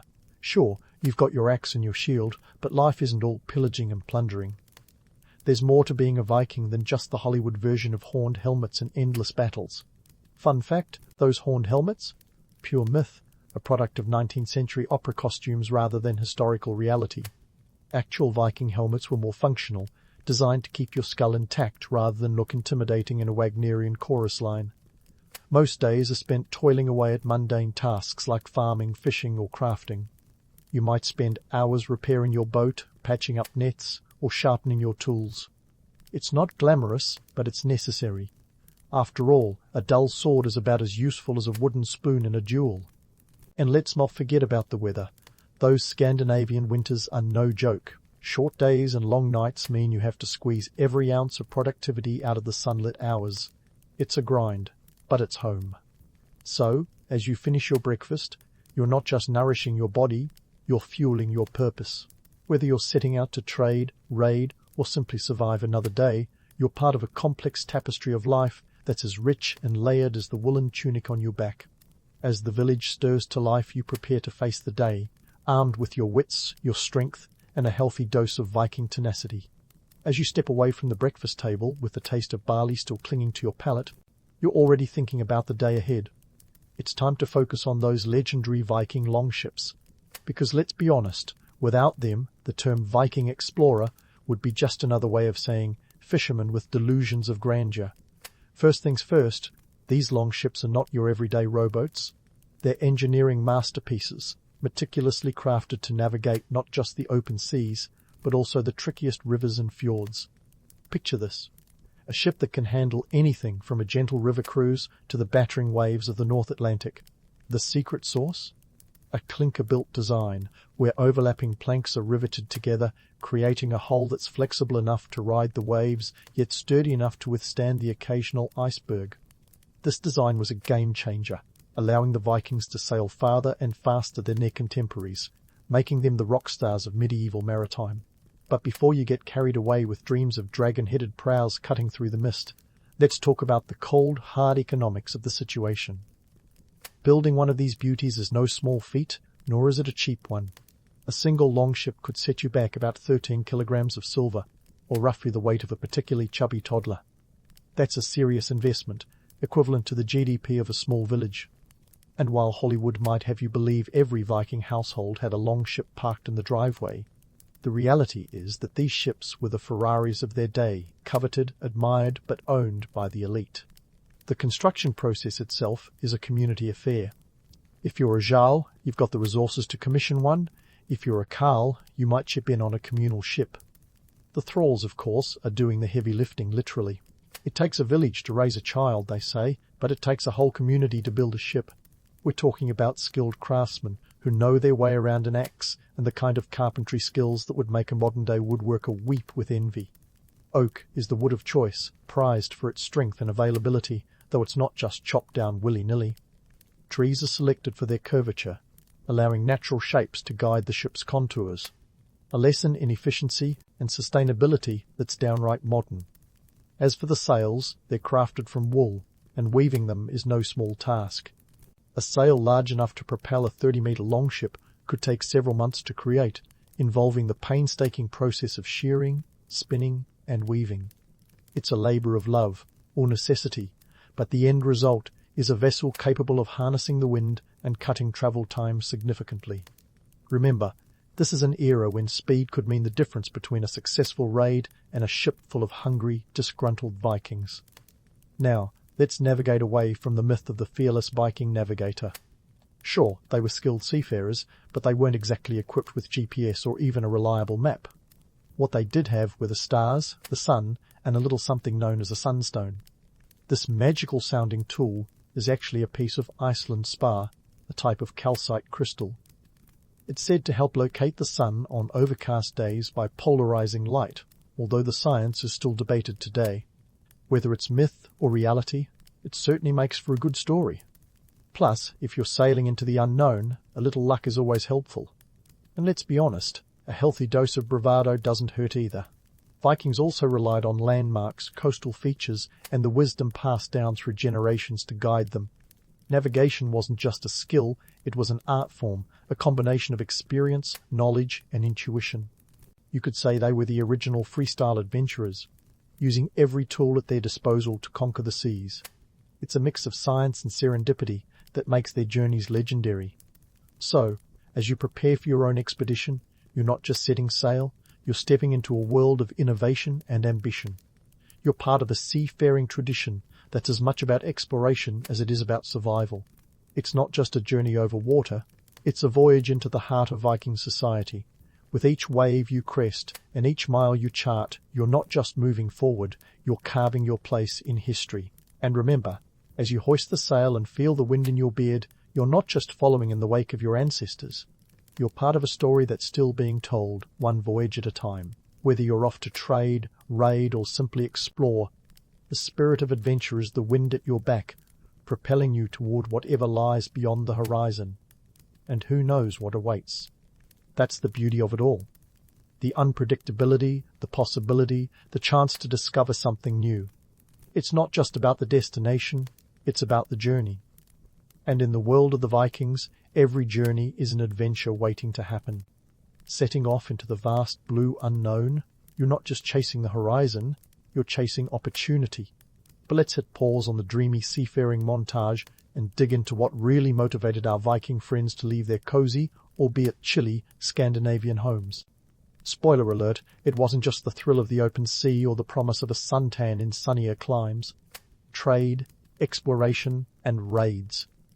These were the three musketeers of Viking motivation, a trio that turned ordinary folks into legends. Let's start with trade. Imagine you're cruising into a bustling port city, your longship loaded with everything from walrus ivory to furs. Viking traders were the original door-to-door salespeople, except their doors were continents, and their sales pitches included exotic goods that would make a medieval QVC host weep with envy. From the 8th to the 11th century, Vikings established trade routes that stretched from the cold, salty waters of the North Atlantic to the opulent markets of Byzantium. They weren't just trading trinkets either. We're talking serious commerce, iron, amber, and yes, those infamous slaves. In Dublin, York, and even Paris, Viking traders were a regular sight, blending commerce with a bit of cultural exchange. Now, let's not kid ourselves. The line between trade and raid was thinner than the edge of a Viking axe. Sure, you might start the day haggling over silver bracelets, but by mid-afternoon you could be swinging a sword. It was a business model with options. Think of it as the original, flexible working hours. And hey, if the local market wasn't to your liking, you could always raid it. Call it an aggressive form of negotiations, if you will. Speaking of raids, let's talk about the political landscape that made them so appealing. Europe in the 10th century was a patchwork quilt of kingdoms, duchies, and assorted fiefdoms, rarely on the same page about anything except maybe their disdain for Viking invaders. The Frankish Empire was collapsing like a badly made soufflé. England was a collection of warring kingdoms, and the Holy Roman Empire was attempting to rise from the ashes of chaos. This political instability was the Vikings' playground. Weak borders and distracted rulers were as good as an open invitation. And don't even get me started on the monasteries, the medieval equivalent of a cash machine. Rich in gold and artifacts but poorly defended, they were irresistible targets for Vikings looking to make a quick silver haul. But let's not paint all Vikings with the same brush dipped in blood. Many were explorers driven by curiosity and a sense of adventure. Leif Erikson, for instance, took a detour from the usual raiding routes and stumbled upon North America around the year 1000, nearly 5 centuries before Columbus would claim his own slice of history. And speaking of discoveries, how about the Viking exploration of the East? The Rus's Vikings ventured down the Russian rivers, founding trade cities and eventually mingling with local Slavic populations, setting the stage for the future Russian state. Of course, the Viking brand was built on more than just deeds. It was a savvy marketing strategy. Their fearsome reputation as warriors preceded them, often doing half the job before a sword was even drawn. Imagine the psychological impact of seeing a fleet of dragon-headed longships on the horizon. It was the medieval version of a corporate logo, except instead of selling burgers, it was selling dread. The horned helmets may be a myth, but the chilling chance of approaching oarsmen and the sight of those ships meant serious business. This fear factor was a tool as powerful as any weapon, often leading to cities surrendering before a single Viking stepped ashore. The moniker of barbaric raider was both a curse and a blessing, depending on which side of the fjord you were standing. Yet, beneath the waves of legend and lore, life was a mix of mundane and magnificent. Not every Viking was a raider. Many were farmers, craftsmen and traders, living off the fruits of their labour rather than the spoils of war. They navigated the shifting tides of politics and economics with as much skill as they did the seas.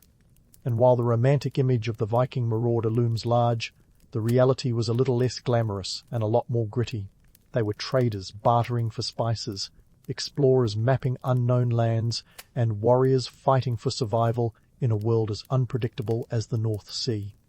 So, as the sun climbs higher in the sky, casting its light on the endless possibilities of the day, you're not just a Viking setting sail, you're part of a narrative that defies simple categorization. You're an adventurer, a merchant, a raider, and a survivor, all rolled into one.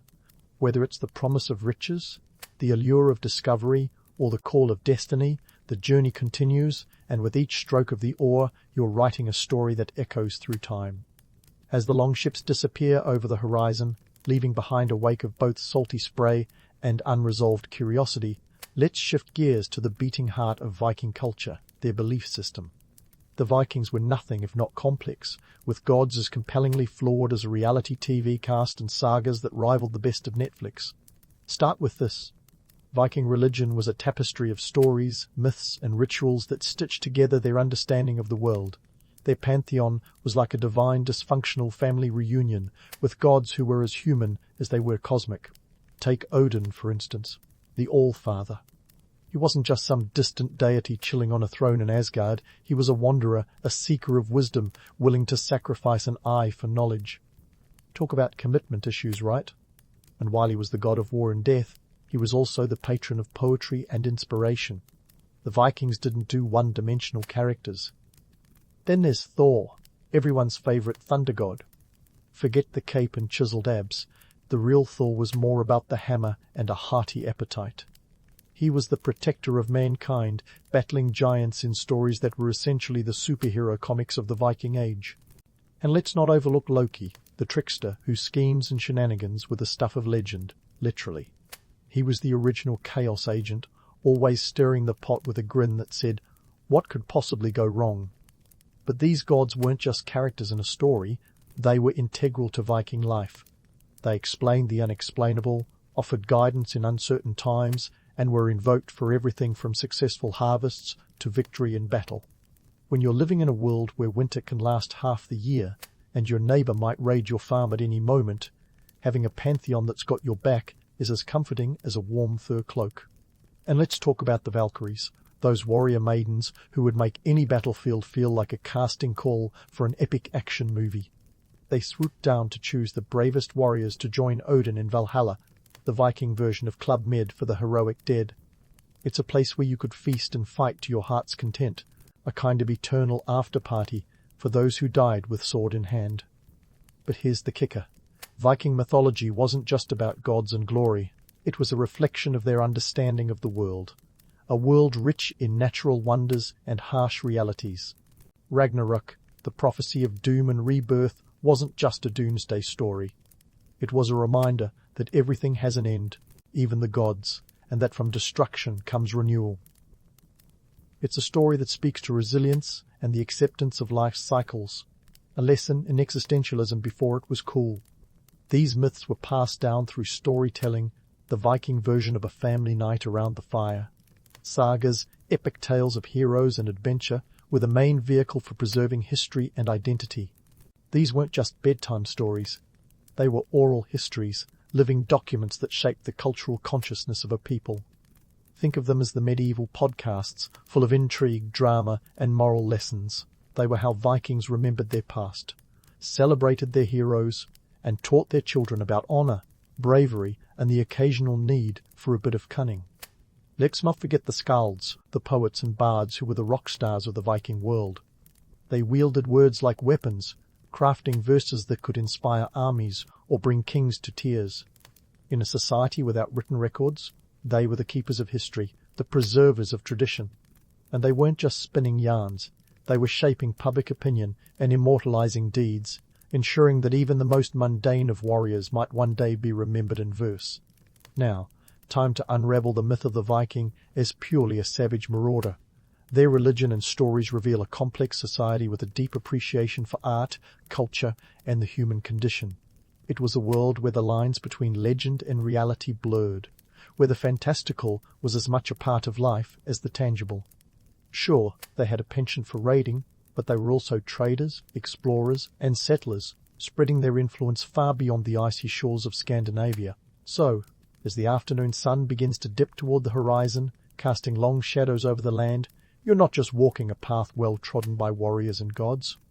You're stepping into a narrative that's as rich and varied as the lands the Vikings explored. It's a story of resilience, creativity, and the human spirit's relentless quest for meaning in a world that was as unpredictable as the North Sea. And as you ponder the stories of gods and heroes, of battles fought and sagas told, you're reminded that history is as much about myth as it is about fact. Both are necessary to understand the journey. As the sun dips below the horizon, turning the sky into a canvas of orange and purple, let's take a step back and absorb the legacy of these seafaring Scandinavians. The Vikings were like the rock stars of the medieval world. Their influence was felt far beyond their fjord-riddled homeland. And sure, they might not have had groupies, but they had something arguably more impactful, the ability to shape European culture and politics. First off, let's talk geography. The Vikings were the original globetrotters. From the icy shores of Greenland, where Eric the Red decided to set up shop, to the bustling markets of Baghdad, Viking explorers left their mark. They weren't just raiders descending upon unsuspecting villages, they were traders and settlers. Take Dublin, for example. Founded by Norsemen in 841 AD, it became a thriving centre of commerce and culture.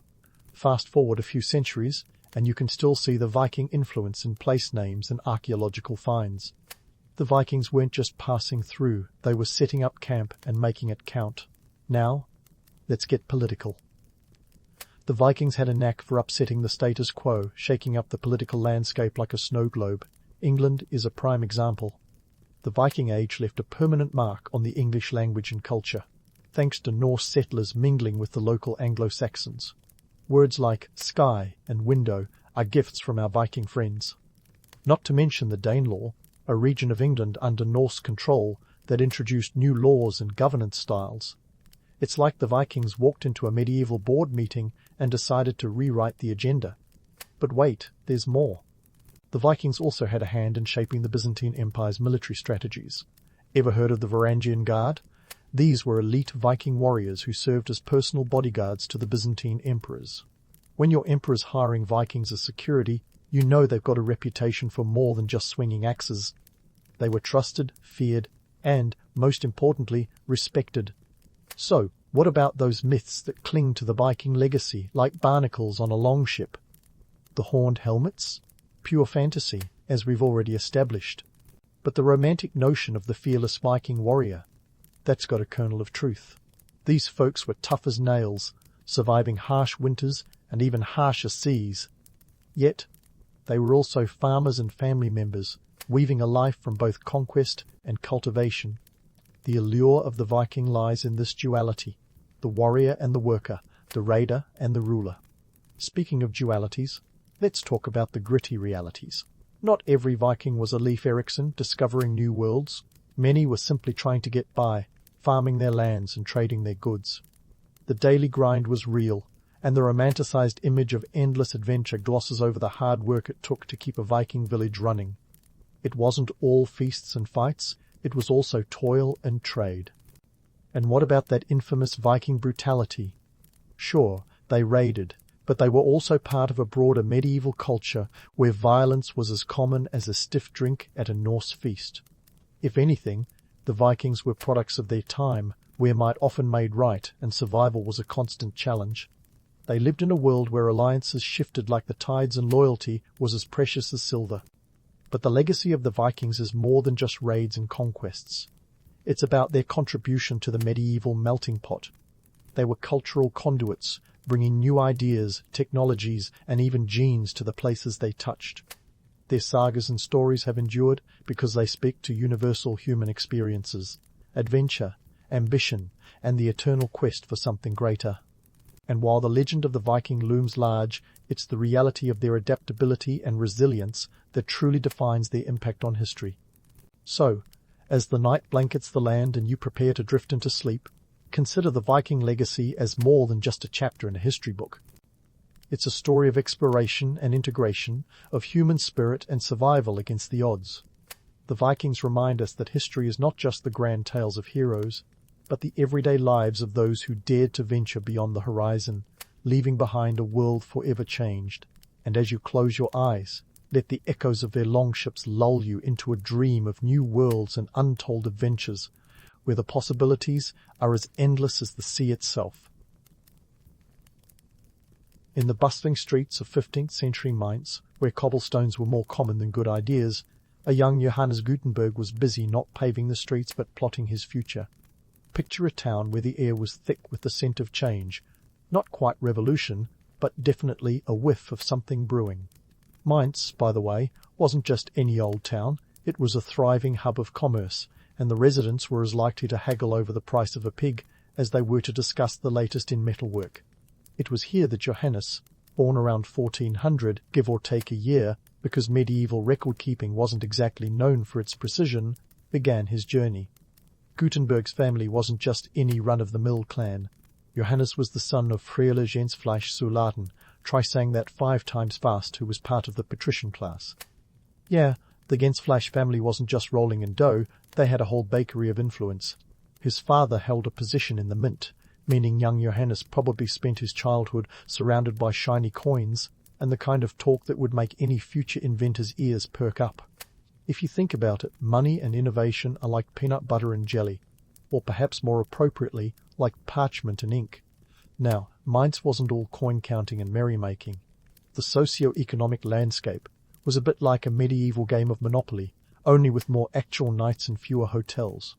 The town was part of the Holy Roman Empire, a political entity that was neither holy, Roman, nor much of an empire, but rather a patchwork of territories that sometimes cooperated and sometimes threw metaphorical pies at each other. The economy was driven by guilds, those medieval trade associations that were the LinkedIn of their day.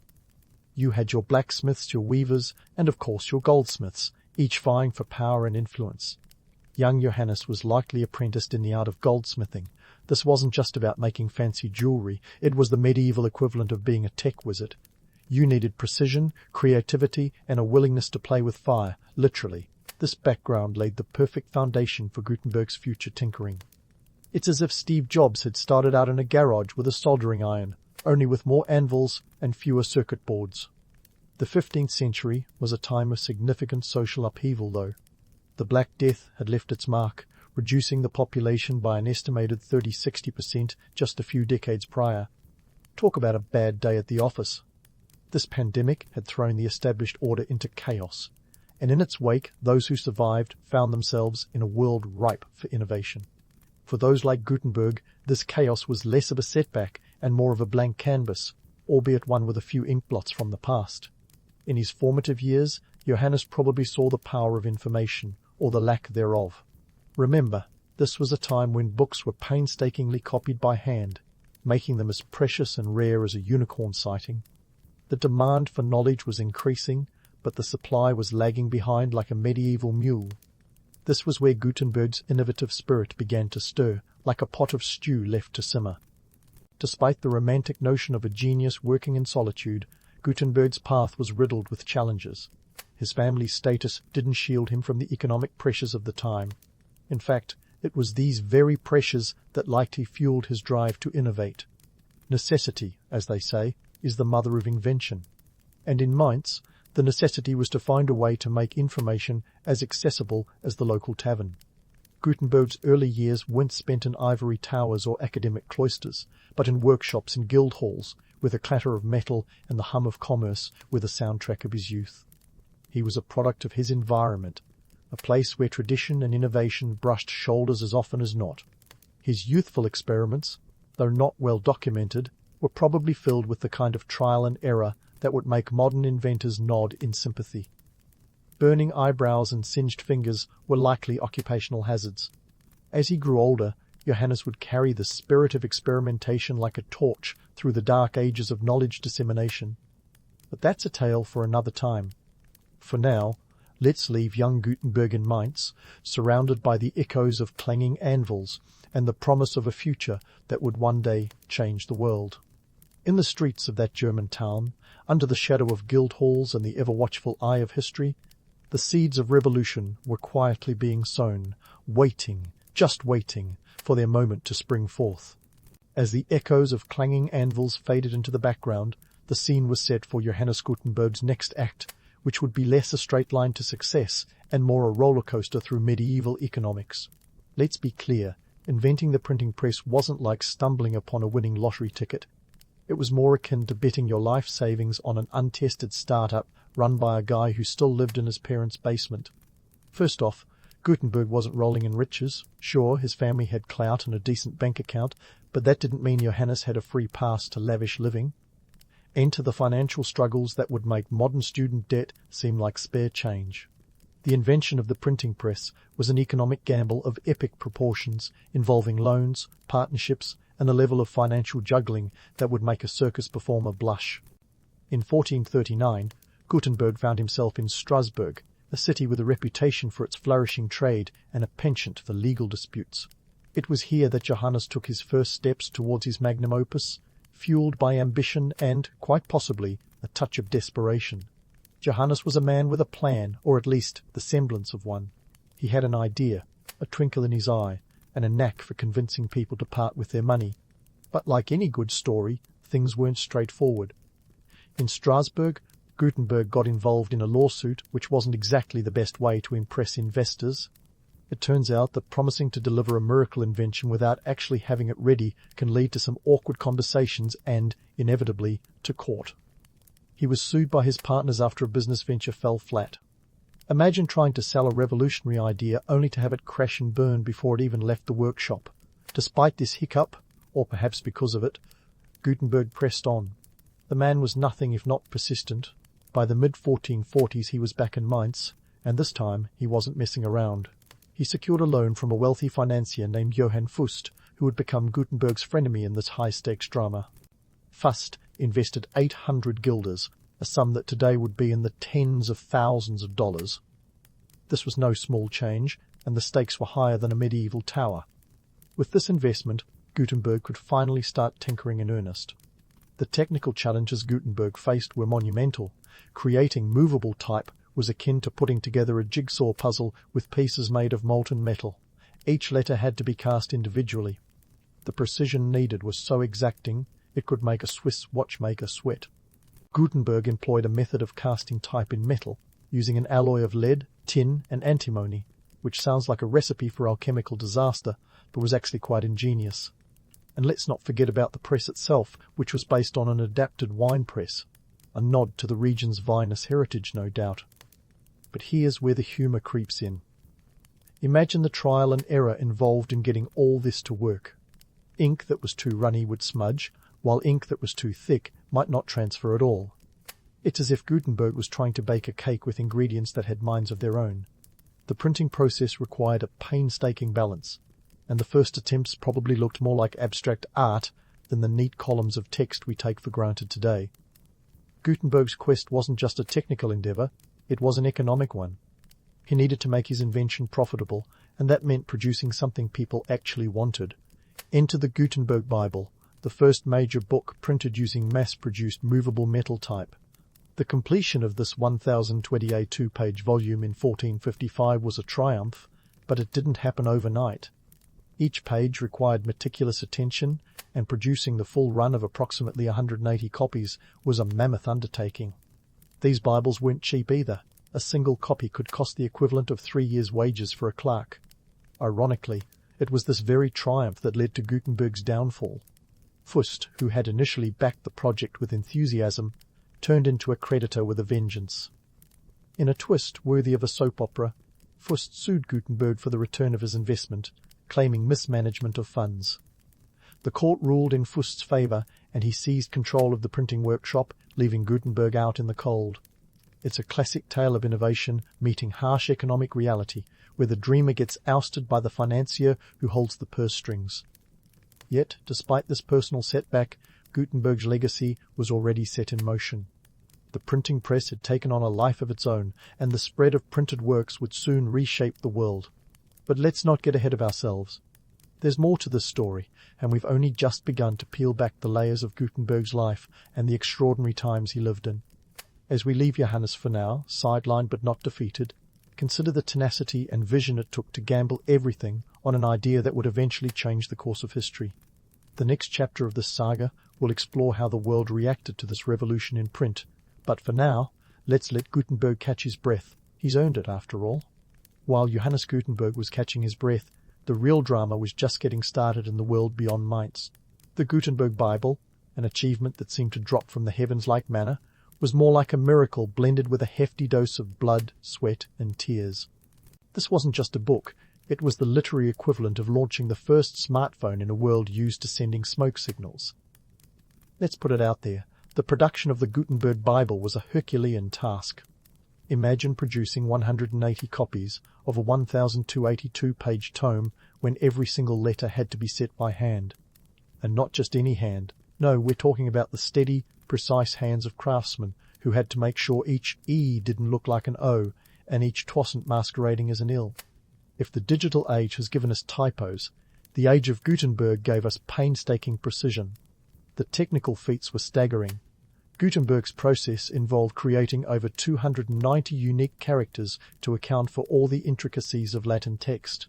Talk about a typographical nightmare. This was no casual Sunday afternoon project. It required a level of detail that makes modern CAD software look like child's play. Each typepiece was cast using a hand mold, and getting the alloy of lead, tin and antimony just right was crucial. Too soft, and the type would deform; too hard, and it would crack. It was a bit like baking a soufflé that could burn down your workshop if things went awry. Then there was the ink. Gutenberg didn't just waltz down to the local medieval Staples for a bottle of printer ink. No, he concocted a special oil-based ink that wouldn't smudge or bleed. Say what you will about medieval alchemy, but in this case, it worked. The ink had to adhere perfectly to the vellum or paper, the latter a cheaper alternative that was coming into vogue thanks to the newfangled mills popping up across Europe. Economically, the Gutenberg Bible was a moonshot. The cost of producing a single Bible was astronomical, equivalent to several years of wages for the average clerk. And remember, Gutenberg wasn't exactly swimming in ducats. The financial juggling act he had to perform was worthy of its own circus tent. With loans from Johann Fust and later Peter Schoeffer, his apprentice and Fust's son-in-law, Gutenberg was surrounded by a web of financial intrigue that could rival any modern corporate drama. Yet, despite these challenges, the impact of the Gutenberg Bible was seismic. It was the first major book mass-produced using movable type, and it didn't just sit around gathering dust. These Bibles were snapped up faster than a new iPhone on launch day. Libraries, universities, and wealthy patrons alike wanted a piece of this groundbreaking technology. The ability to produce books on a scale previously unimaginable meant that knowledge was no longer the exclusive domain of the church and the elite. It was like opening the floodgates of an intellectual dam. The cultural ripple effects were profound. The Gutenberg Bible didn't just represent a technical achievement, it was a catalyst for change. Literacy rates began their slow but steady climb as books became more accessible. Universities started popping up like mushrooms after rain, and the Renaissance, which had been simmering in the background, got a much-needed boost. If knowledge is power, Gutenberg's press was the dynamo that charged the Renaissance. But let's not get too starry-eyed. The romantic notion of the printing press as an unblemished beacon of enlightenment shrouds a more complex reality. For one, the church wasn't exactly thrilled that anyone could now read the Bible in their own home. Heaven forbid the masses start interpreting holy texts without clerical guidance. And the scribes, who previously held the monopoly on book production, found themselves facing a technological unemployment crisis centuries before it became a buzzword. The real-world challenges Gutenberg faced were as much about human nature as they were about metal and ink. The printing press didn't eliminate illiteracy overnight. It merely set the stage for a long, slow revolution. The books weren't cheap, and literacy wasn't a given. The road from Gutenberg to widespread literacy was paved with the usual potholes of human resistance, economic inequality, and political maneuvering. And let's bust a myth while we're at it. Gutenberg didn't become a household name overnight. In fact, after losing his workshop to Fust, he faded into relative obscurity. It wasn't until much later that he was recognized as the father of modern printing. In his lifetime, he was more like the Steve Wozniak of his day, a brilliant tinkerer overshadowed by the business acumen of his partners. But unlike Woz, Gutenberg didn't have the luxury of seeing his legacy unfold. The cultural transformation that the Gutenberg Bible helped usher in was nothing short of a tectonic shift. It laid the groundwork for the Protestant Reformation by making the Bible accessible to the layman, allowing for personal interpretation and theological debate. It democratized knowledge in a way that was previously unimaginable, challenging the status quo and shaking the very foundations of power. This wasn't just a book, it was a revolution bound in leather and ink. As we leave Mainz and the echoes of Gutenberg's press behind, remember that this wasn't just about moving letters on a page. It was about moving minds and, ultimately, moving history. The Gutenberg Bible wasn't just a product of its time, it was an instigator of change, a spark in the tinderbox of human progress. And while Johannes Gutenberg himself might have been vanquished by the harsh economic realities of his day, his invention was anything but. It was out there, changing the world one page at a time, and it was only just beginning to flex its muscles. There's more to come in this saga, but for now, let's pause and appreciate the monumental achievement of a man who dared to dream in metal and ink. While Gutenberg's invention was out changing the world one page at a time, the man himself was facing the kind of drama that makes you want to grab popcorn. You see, the aftermath of his innovation was anything but a victory parade. Instead, think of it as a tangled web of legal battles and financial woes, where the hero doesn't quite ride off into the sunset, but rather limps away with empty pockets and a head full of what could have beens. Let's talk about those legal battles first. After losing his workshop to Johann Fust in 1455, Gutenberg found himself in a position that many modern inventors can relate to, watching someone else profit from their hard work. Fust, now in control of the printing operation, teamed up with Gutenberg's former apprentice, Peter Schoeffer, to continue printing books. The duo went on to publish more works, including the 1457 Mainz Psalter, which was notable for its printed color decorations. It was a commercial success, and the profits likely made Gutenberg want to bang his head against one of his own printing presses. But here's the kicker. The legal system of the time wasn't exactly designed for protecting intellectual property. If you think trying to understand modern copyright laws is a headache, imagine navigating the medieval equivalent without a lawyer or a clue. Gutenberg, stripped of his tools and ideas, was left without much recourse other than to stew in his misfortune. It was a classic case of the inventor getting the short end of the stick while the financiers made off with the gold. Gutenberg's life post-lawsuit was a far cry from the glory his invention would eventually bring. By the late 1450s, he was essentially a footnote in his own story. He did manage to set up a smaller printing operation with some new partners, but it was more of a shadow of his former endeavour. Meanwhile, Fust and Schoeffer were the ones basking in the limelight, credited with the continued success of the printing revolution. The irony? Gutenberg's name wasn't even associated with the Bible he had painstakingly printed. Now, if this saga sounds a bit like a medieval version of The Social Network, you're not far off. Swap out the hoodie for a tunic and the laptops for lead type, and you've got a similar tale of innovation, betrayal, and the harsh reality of business. But while Zuckerberg might have had the last laugh, Gutenberg was left to chuckle ruefully at his misfortunes. Yet it wasn't all doom and gloom. Despite the personal setbacks, Gutenberg's contribution to the world was gaining traction. By the time of his death in 1468, the printing press was spreading like wildfire across Europe.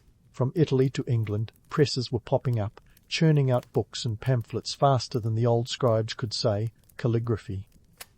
This proliferation of printed material was a game-changer, and though Gutenberg didn't live to see the full impact, he had set the wheels of change in motion. Let's sprinkle in some myths, shall we? There's a romanticized notion that Gutenberg died penniless and shunned, but the truth is slightly less grim. In 1465 he was granted a pension by the Archbishop of Mainz, Adolf II, which provided him with an income and a comfortable living situation. It wasn't exactly a rock star retirement, but it beats the Dickensian destitution often portrayed in tales of his life. The posthumous recognition of Gutenberg as a visionary didn't happen overnight. It took centuries before he was widely acknowledged as the father of modern printing. In the meantime, it was his contemporaries who shaped his legacy, often overshadowing him in the process. Fust and Schoeffer were credited with advancing the technology, while others like William Caxton brought printing to England, each adding their own chapters to the story Gutenberg had begun. But let's pause and consider the economic context here. The printing press wasn't just a nifty gadget, it was a disruptive force. It democratized information, paving the way for the Renaissance, the Reformation, and the scientific revolution. Books became more affordable, and literacy rates began to rise, albeit slowly. The press was like the smartphone of its day, reshaping how people communicated and perceived the world. It's a classic tale of innovation outpacing the inventor. Gutenberg, like many pioneers, was a victim of his own success, overshadowed by the very revolution he had sparked. His financial ruin was a stark reminder that being a trailblazer often means blazing a path for others to walk down, sometimes at your own expense. In the end, Johannes Gutenberg's legacy is a bittersweet symphony. He didn't get to bask in the glory of his invention, nor did he reap the financial rewards. But his contribution was nothing short of a seismic shift in human history. The press was his child, and like many parents, he had to watch as it grew beyond his control, influencing a world far larger than the one he had known. As we leave this chapter of Gutenberg's life, remember that the man behind the press was as complex as the machine he created. His story is a testament to the power of innovation and the often brutal realities that accompany it. But the saga isn't over yet. There's more to explore, more layers to peel back, and more insights to uncover. So hang tight, because we're not done with this journey through the annals of history just yet. While Gutenberg's legacy was still finding its feet, the world was just beginning to grapple with the Pandora's box he had unwittingly cracked open. You see, the printing press didn't just revolutionize the way we consumed written words. Oh no, it was the catalyst for an entire cultural metamorphosis, an information revolution that would make even the most radical tech startup look like child's play. Let's dive into the seismic shifts Gutenberg's little invention sparked. First, there was the matter of literacy. Before the printing press, reading was a luxury reserved for the clergy and the elite, as rare as finding a unicorn in your backyard. But as books became more available, the demand for literacy skyrocketed faster than a Black Friday sale on e-readers. By the 16th century, literacy rates in Europe were creeping upwards, inching from under 10% to around 20% by 500. It was slow, but it was steady, and it laid the groundwork for the educated societies we see today. Books were no longer the exclusive domain of monks in dimly lit scriptoria.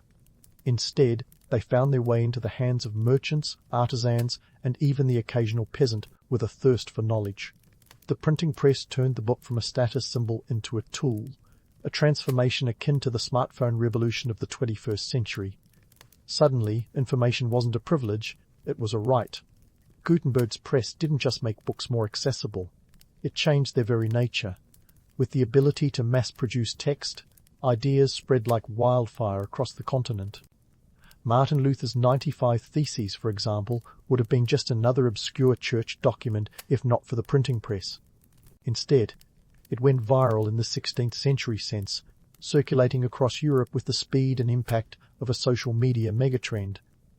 The Protestant Reformation was the printing press's poster child for how technology could disrupt the status quo. By making religious texts available in the vernacular, Gutenberg's invention allowed the common folk to engage with Scripture directly, bypassing the Church's gatekeepers.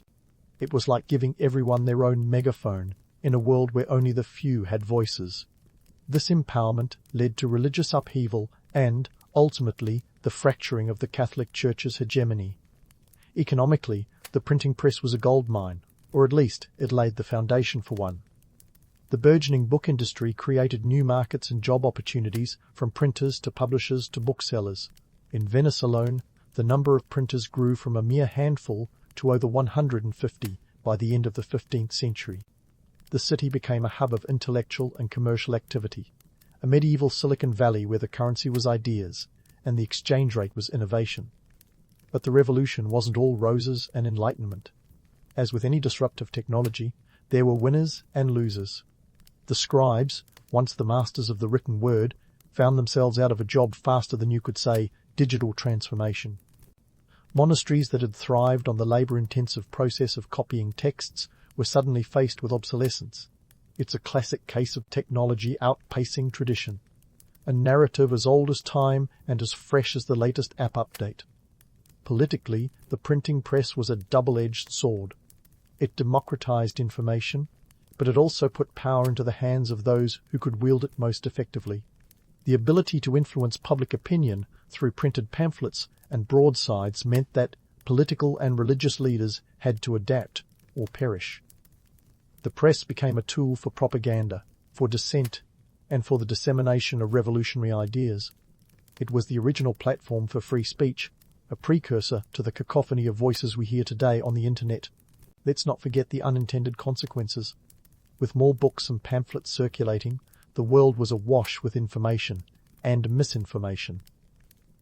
The printing press was the original fake news factory, churning out sensationalist tales alongside scholarly treatises. It turns out human nature hasn't changed all that much in the past 500 years. We're still suckers for a good story, whether it's true or not. And what of Gutenberg himself? His invention may have escaped his grasp, but his legacy was immortalized in the annals of history. By the 19th century, Gutenberg was celebrated as a cultural icon, the man who dared to dream big in a world that was content with small. Statues were erected, awards were named in his honor, and his place in the pantheon of great inventors was firmly secured. In retrospect, Gutenberg's story is one of profound irony. The man who revolutionized communication spent much of his life in silence, overshadowed by those who capitalized on his genius. Yet, his invention spoke volumes, echoing through history with a resonance that continues to shape our modern world. It's a legacy that reminds us of the power of ideas and the enduring impact of those who dare to challenge the status quo. As we reflect on the printing press's long-term impacts, it's clear that Gutenberg's creation was more than just a machine. It was a catalyst for change, a tool for empowerment, and a harbinger of the information age. In a world where knowledge is power, Gutenberg gave us the keys to the kingdom, unlocking a future where information flows as freely as the air we breathe. So, as you put down this tale of ink and ambition, remember that Gutenberg's press was the first step on a journey that continues to this day.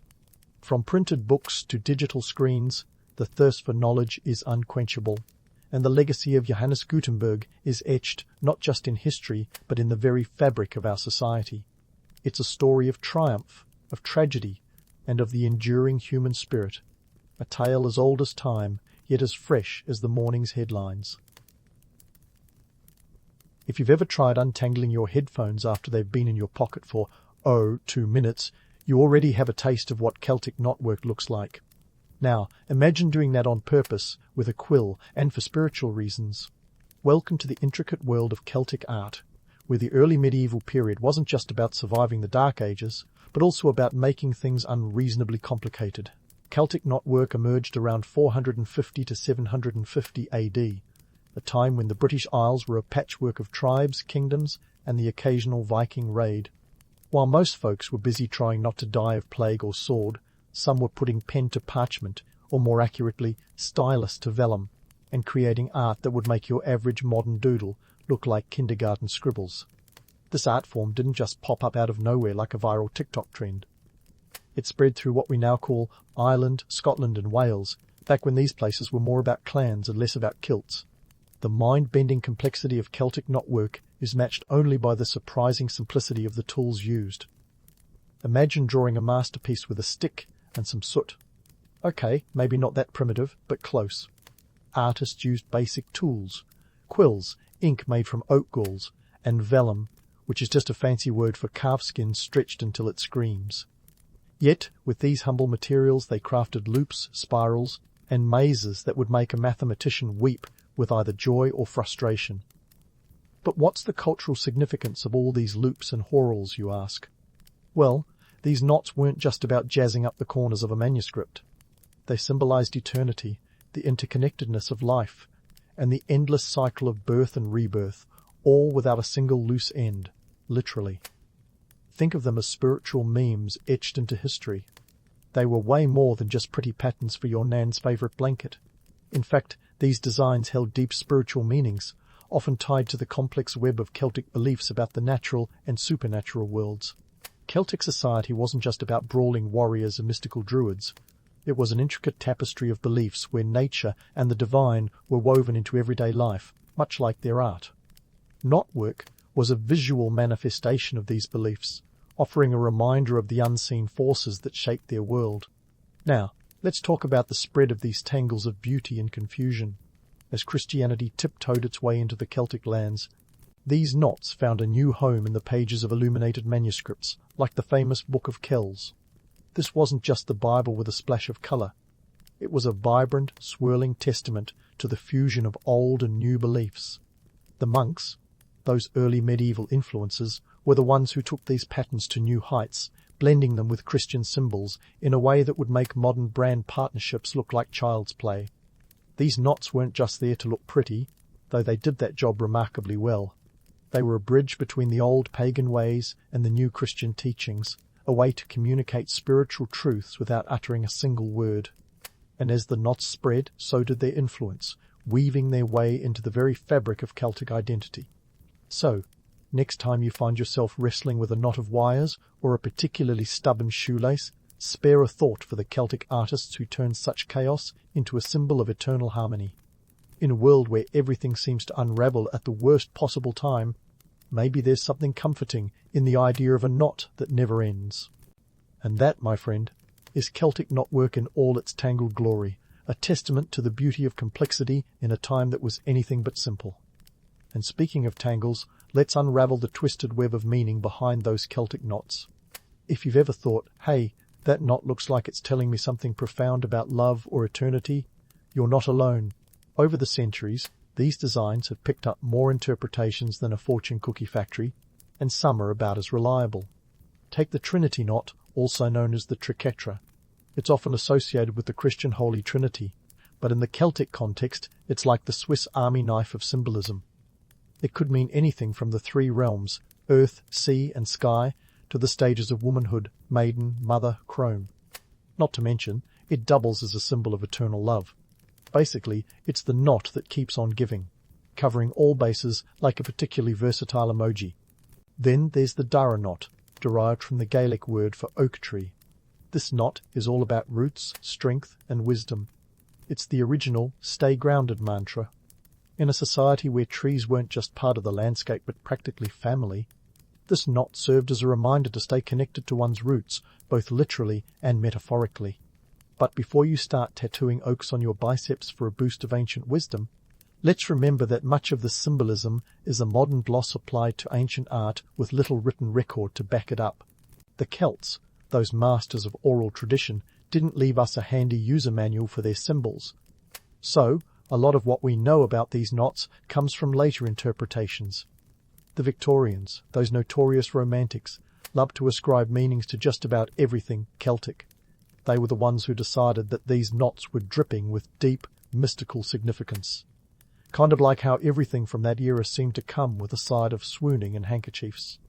And while modern interpretations of Celtic knots can read like a horoscope on speed, one can't deny their allure.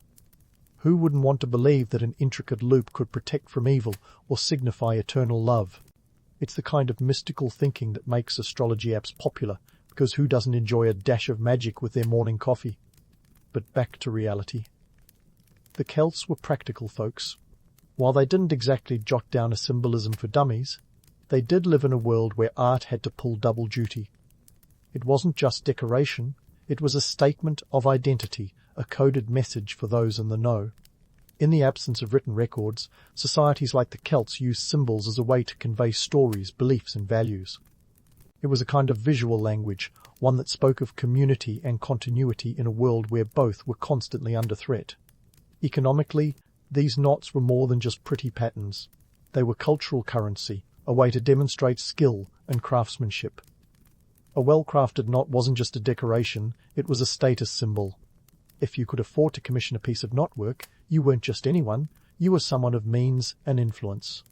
And for the artists, mastering these complex designs was a ticket to prestige and patronage, a way to carve out a living in a world where such opportunities were as rare as a sunny day in Scotland.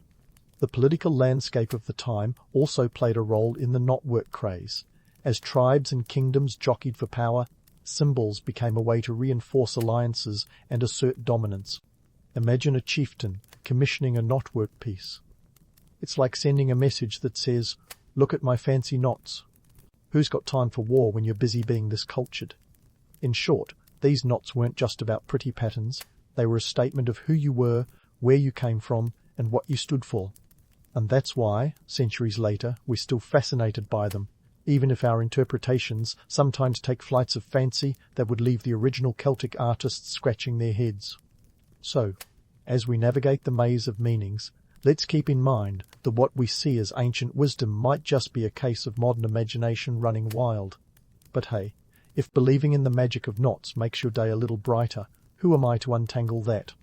In the next part of our journey, we'll delve further into how these designs spread their influence far beyond their Celtic origins, weaving their way into the fabric of history in ways both mysterious and mundane. Stay tuned as we continue to explore this labyrinthine legacy.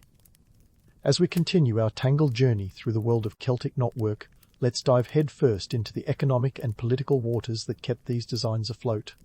Now, if you've ever thought of Celtic knots as just pretty patterns meant to jazz up old manuscripts, prepare to have your mind blown, or at least mildly surprised. These knots were the medieval equivalent of a designer handbag, and the economic context behind them is a fascinating tale of artistry, status, and, of course, cold hard cash. So, let's talk turkey or, given the era, maybe mutton. Back in the day, commissioning a piece of intricate knotwork art was akin to purchasing a small island. We're talking serious money. These designs weren't churned out like fast food, they were handcrafted masterpieces, each loop and whorl painstakingly crafted by artisans who knew their stuff. These artists weren't just doodlers with a penchant for the complex, they were professionals, and darn good ones at that. Artisanship was a well-respected profession in Celtic society, and for good reason. The time, skill, and materials required to produce knotwork meant that only the elite could afford to have their personal effects decorated with such dizzying designs. In a world where showing off your wealth was as crucial as keeping your head on your shoulders during a Viking raid, having a bit of knotwork was like driving a chariot with the medieval version of spinning rims. These artisans had to know their oats, and not just the ones in their porridge. They needed to understand geometry, symmetry, and the kind of patience that most of us can only dream of while waiting for the Wi-Fi to reconnect. And speaking of oats, in terms of raw economic exchange, a single knotwork commission could cost the equivalence of several cows, which, in a society where livestock was currency, was quite the investment. It wasn't just a purchase, it was a statement. But why were these knots so expensive? Well, the process of creating them was no walk in the park. It involved not just artistic skill, but also high-quality materials. Vellum, remember, wasn't just any old parchment. It was calfskin, treated and stretched to perfection. Add to that the ink, often painstakingly sourced and created from natural elements like oat galls, and you're looking at a supply chain that would rival today's artisanal coffee industry. Now, let's pivot to the political ramifications of all this fancy knotwork. In a society where power dynamics were as twisted and intricate as the knots themselves, these designs were more than just eye candy. They were political statements. If you were a chieftain or king, commissioning knotwork was a way to flaunt your wealth and sophistication. It was like saying, "Look at me, I'm not just a warlord, I'm a cultured warlord. in a world where culture could be as much a weapon as a sword. These knots also served as a visual language for alliances and loyalties. Tribes and kingdoms often used specific patterns to denote affiliation or allegiance, almost like a medieval secret handshake. If you saw a certain style of knotwork on a banner or shield, you knew which side of the battlefield it belonged to, assuming you weren't too busy ducking arrows to notice, of course. And then there were the monasteries. The monasteries, those bastions of knowledge, piety, and occasionally dizzying artistic endeavour. Monasteries were the medieval version of Instagram influencers. They took Celtic knotwork to new heights, transforming it from a pagan art form into a Christian one. Monks, those early content creators, painstakingly copied and embellished manuscripts with knotwork designs, ensuring that these patterns didn't just survive, but thrived in the new Christian world. These religious institutions were the centres of learning and art, the medieval equivalent of a university campus crossed with a workshop. They preserved not only the scriptures, but also the techniques of creating these intricate designs. The monks were the unsung heroes of knotwork, working tirelessly by candlelight to produce manuscripts that were as much works of art as they were religious texts. And let's not forget the economic power of these monasteries. They weren't just spiritual centres, they were economic hubs. The production of illuminated manuscripts was a lucrative business, and the demand for these texts was as high as the prices they commanded. Monasteries were patrons of the arts, commissioning work from skilled artisans and maintaining a bustling trade in books and religious artefacts. In this way, the monasteries played a crucial role in the spread of Celtic knotwork. By incorporating these designs into religious texts, they helped to cement their place in both spiritual and secular society. It was a masterstroke of cultural adaptation, ensuring that the knotwork tradition would endure even as the world around it changed. So, there you have it. From the elite flaunting their wealth with knotwork bling, to monks preserving these designs for posterity, Celtic knotwork was far more than just a pretty face. It was a complex interplay of art, economy, and politics, woven together into a fabric that has endured for centuries. And while we might sometimes get lost in the romantic allure of these intricate designs, it's worth remembering the very real historical forces that made them possible. As we prepare to explore even further the reach and influence of these patterns in the next part of our journey, remember, these knots tell a story not just of beauty, but of power, identity, and the enduring human quest to leave a mark, visible, and as intricate as the lives they represent. Stay tuned as we continue to unravel the threads of this fascinating history. As we continue to unravel the threads of this fascinating history, we find ourselves at a crossroads where the intricate world of Celtic knotwork meets the rough and tumble reality of Viking raids and Norman invasions. Imagine the British Isles as a bustling medieval marketplace, where ideas, art, and unfortunately axes were exchanged with alarming regularity. It was a time when the clash of cultures could be as sudden and jarring as a misplaced step on a slippery cobblestone street. First up, let's talk about the Vikings. Around the late 8th century, just when you thought the Celts were getting the hang of this knotwork business, along came the Norsemen like uninvited guests at the world's longest-lasting house party. These guys were the original disruptors, not satisfied with just raiding coastal monasteries for their shiny trinkets and illuminated manuscripts. They brought along their own distinct artistic style, characterized by bold lines and animal motifs, which made its way into the Celtic artistic repertoire faster than you can say fjord. The Norse influence on Celtic art is a bit like adding a dash of hot sauce to an already spicy dish. It didn't replace the existing flavors, but enhanced them in unexpected ways. Viking art, with its emphasis on interwoven beasts and gripping beasts, yes, that's a technical term, introduced new motifs into the Celtic playbook. Suddenly, your standard Celtic knot might have a dragon peeking through its loops, a bit like finding a hidden Easter egg if Easter eggs were terrifying mythical creatures. This period of artistic cross-pollination is a testament to the resilience of Celtic culture. Instead of buckling under the Norse onslaught, Celtic artisans embraced the new influences, weaving them into their designs like a master chef incorporating exotic spices. It's a reminder that art, much like life, evolves through adversity. The result was a fusion style that combined the best of both worlds, the mystique of Celtic symbolism with the dynamic energy of Viking art. But it wasn't just about aesthetics. These new designs reflected deeper cultural currents. The infusion of Norse elements into Celtic knotwork was as much a survival strategy as an artistic choice. By incorporating Viking motifs, Celtic artists were not only acknowledging the new power dynamics, but also creating pieces that appealed to the new rulers. It was a smart move in a world where being too rigid in your artistic or cultural expressions could end with your head on a pike. Fast forward a couple of centuries, and we meet the Normans. These guys were like the Vikings' more sophisticated cousins, having settled in northern France before setting their sights on the British Isles. The Normans, with their penchant for castles and centralized power, brought another wave of transformation. Their influence was less about raiding and more about administration, though they didn't shy away from the occasional skirmish.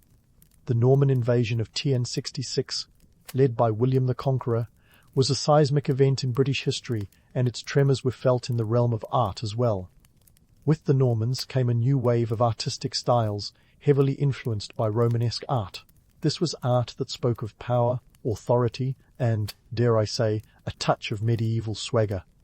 You know, the kind of art that looks like it's saying, "Bow before me, peasants," even when it's just a bunch of intricate patterns. Under Norman rule, Celtic knotwork faced a new challenge. The dominance of Romanesque art, with its emphasis on religious iconography and monumental sculpture, threatened to overshadow the delicate complexity of Celtic designs. But once again, the Celts proved adaptable.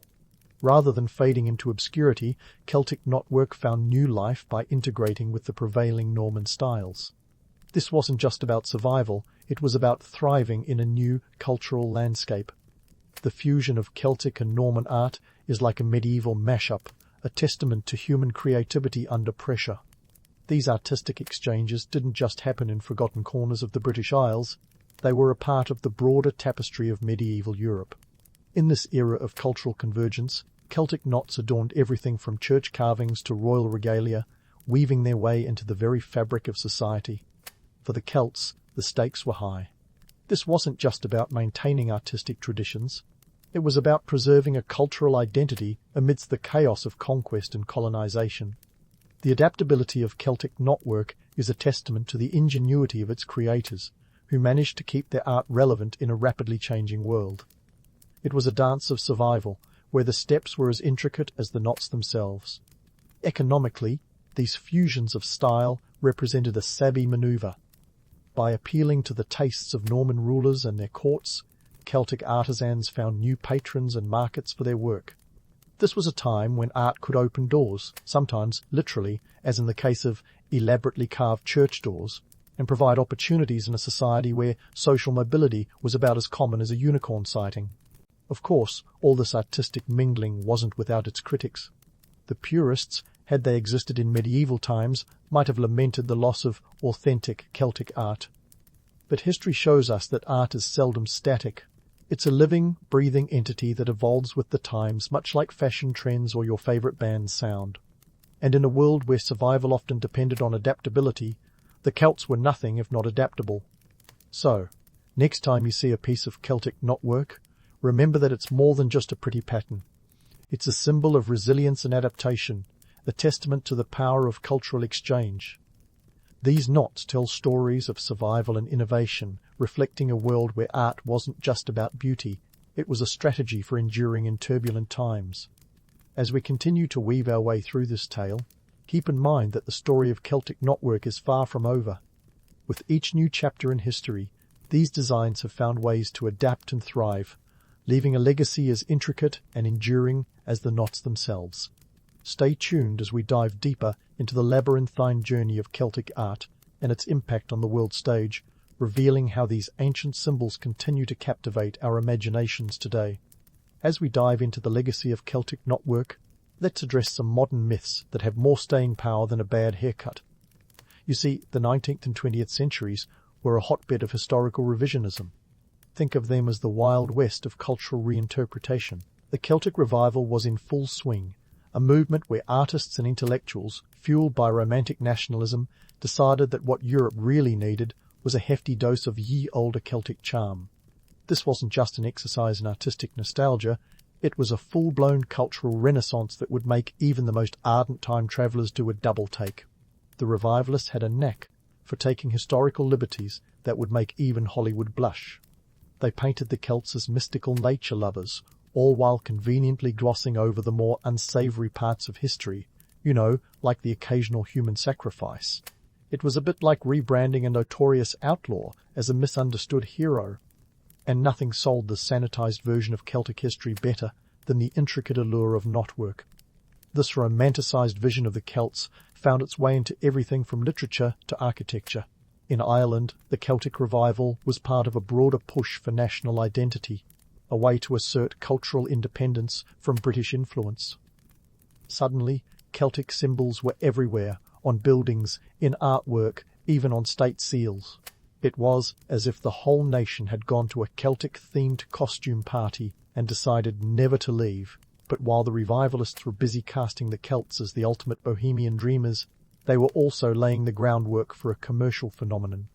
Into the mass production of Celtic art, postcards, jewellery, souvenirs, and tattoos. Lots and lots of tattoos. If you've ever seen a Celtic knot tattoo, chances are it's a product of this very era. And let's be honest, who doesn't love a tattoo that screams deep historical significance, even if it's more of a whisper? The commercialization of Celtic knots turned them into a global phenomenon, a trend that continues to this day. Yet, amid the swirl of romantic interpretations, the original meanings often got lost. Modern enthusiasts, captivated by the visual complexity, sometimes imbue these designs with meanings that would have left ancient Celts scratching their heads. It's like attributing profound wisdom to fortune cookies, charming but not exactly accurate. Now, let's debunk some myths, shall we? First up is the notion that every Celtic knot has a specific, ancient meaning. Spoiler alert, it doesn't. While certain patterns, like the triquetra, have been interpreted in various ways, the truth is most of the knots were decorative, with meanings ascribed much later. The Celts didn't leave behind a handy guidebook, and much of what we know today is a blend of modern imagination and Victorian romanticism. And then there's the myth of the Celts as peaceful nature worshippers. While it's a lovely image, history paints a more complex picture. The Celts were formidable warriors and skilled craftsmen who navigated a world of shifting alliances and frequent conflict. Their art, including knotwork, was an expression of identity, resilience, and yes, sometimes spirituality. But not in the New Age sense that some might hope. Despite these misconceptions, Celtic knots continue to captivate us. Perhaps it's their enigmatic charm or the way they seem to promise hidden depths like an unsolved puzzle. They speak to a universal desire for connection and continuity, resonating across cultures and eras. In a world where everything feels transient, a knot that never ends offers a comforting illusion of eternity. In the realm of modern design, Celtic knots have proven remarkably adaptable. They've made their way into contemporary fashion, architecture, and graphic design. Their timeless appeal lies in their balance of order and chaos, simplicity and complexity, a reflection, perhaps, of the human condition itself. It's no wonder they find a home in everything from wedding rings to corporate logos. These knots, with their intricate beauty, remind us of the interconnectedness of all things, a message that resonates in a world increasingly aware of its global ties. So, what's the enduring legacy of Celtic knotwork? It's a testament to the power of art to transcend time and space, weaving its way into the hearts and minds of people across the centuries. It's a reminder that while we may not always get the history right, the stories we tell about the past shape our present and future. And perhaps most importantly, it's a nod to the resilience of cultures that continue to inspire and adapt, much like the knots themselves. As we wrap up this tangled tale, remember that every twist and turn of a Celtic knot is more than just a line on a page or a pattern on a piece of jewellery. It's a story of survival, adaptation, and the enduring power of art to captivate and connect us. So the next time you see a Celtic knot, whether on a postcard or a tattoo, take a moment to appreciate its journey through time, a journey as intricate and enduring as the knots themselves.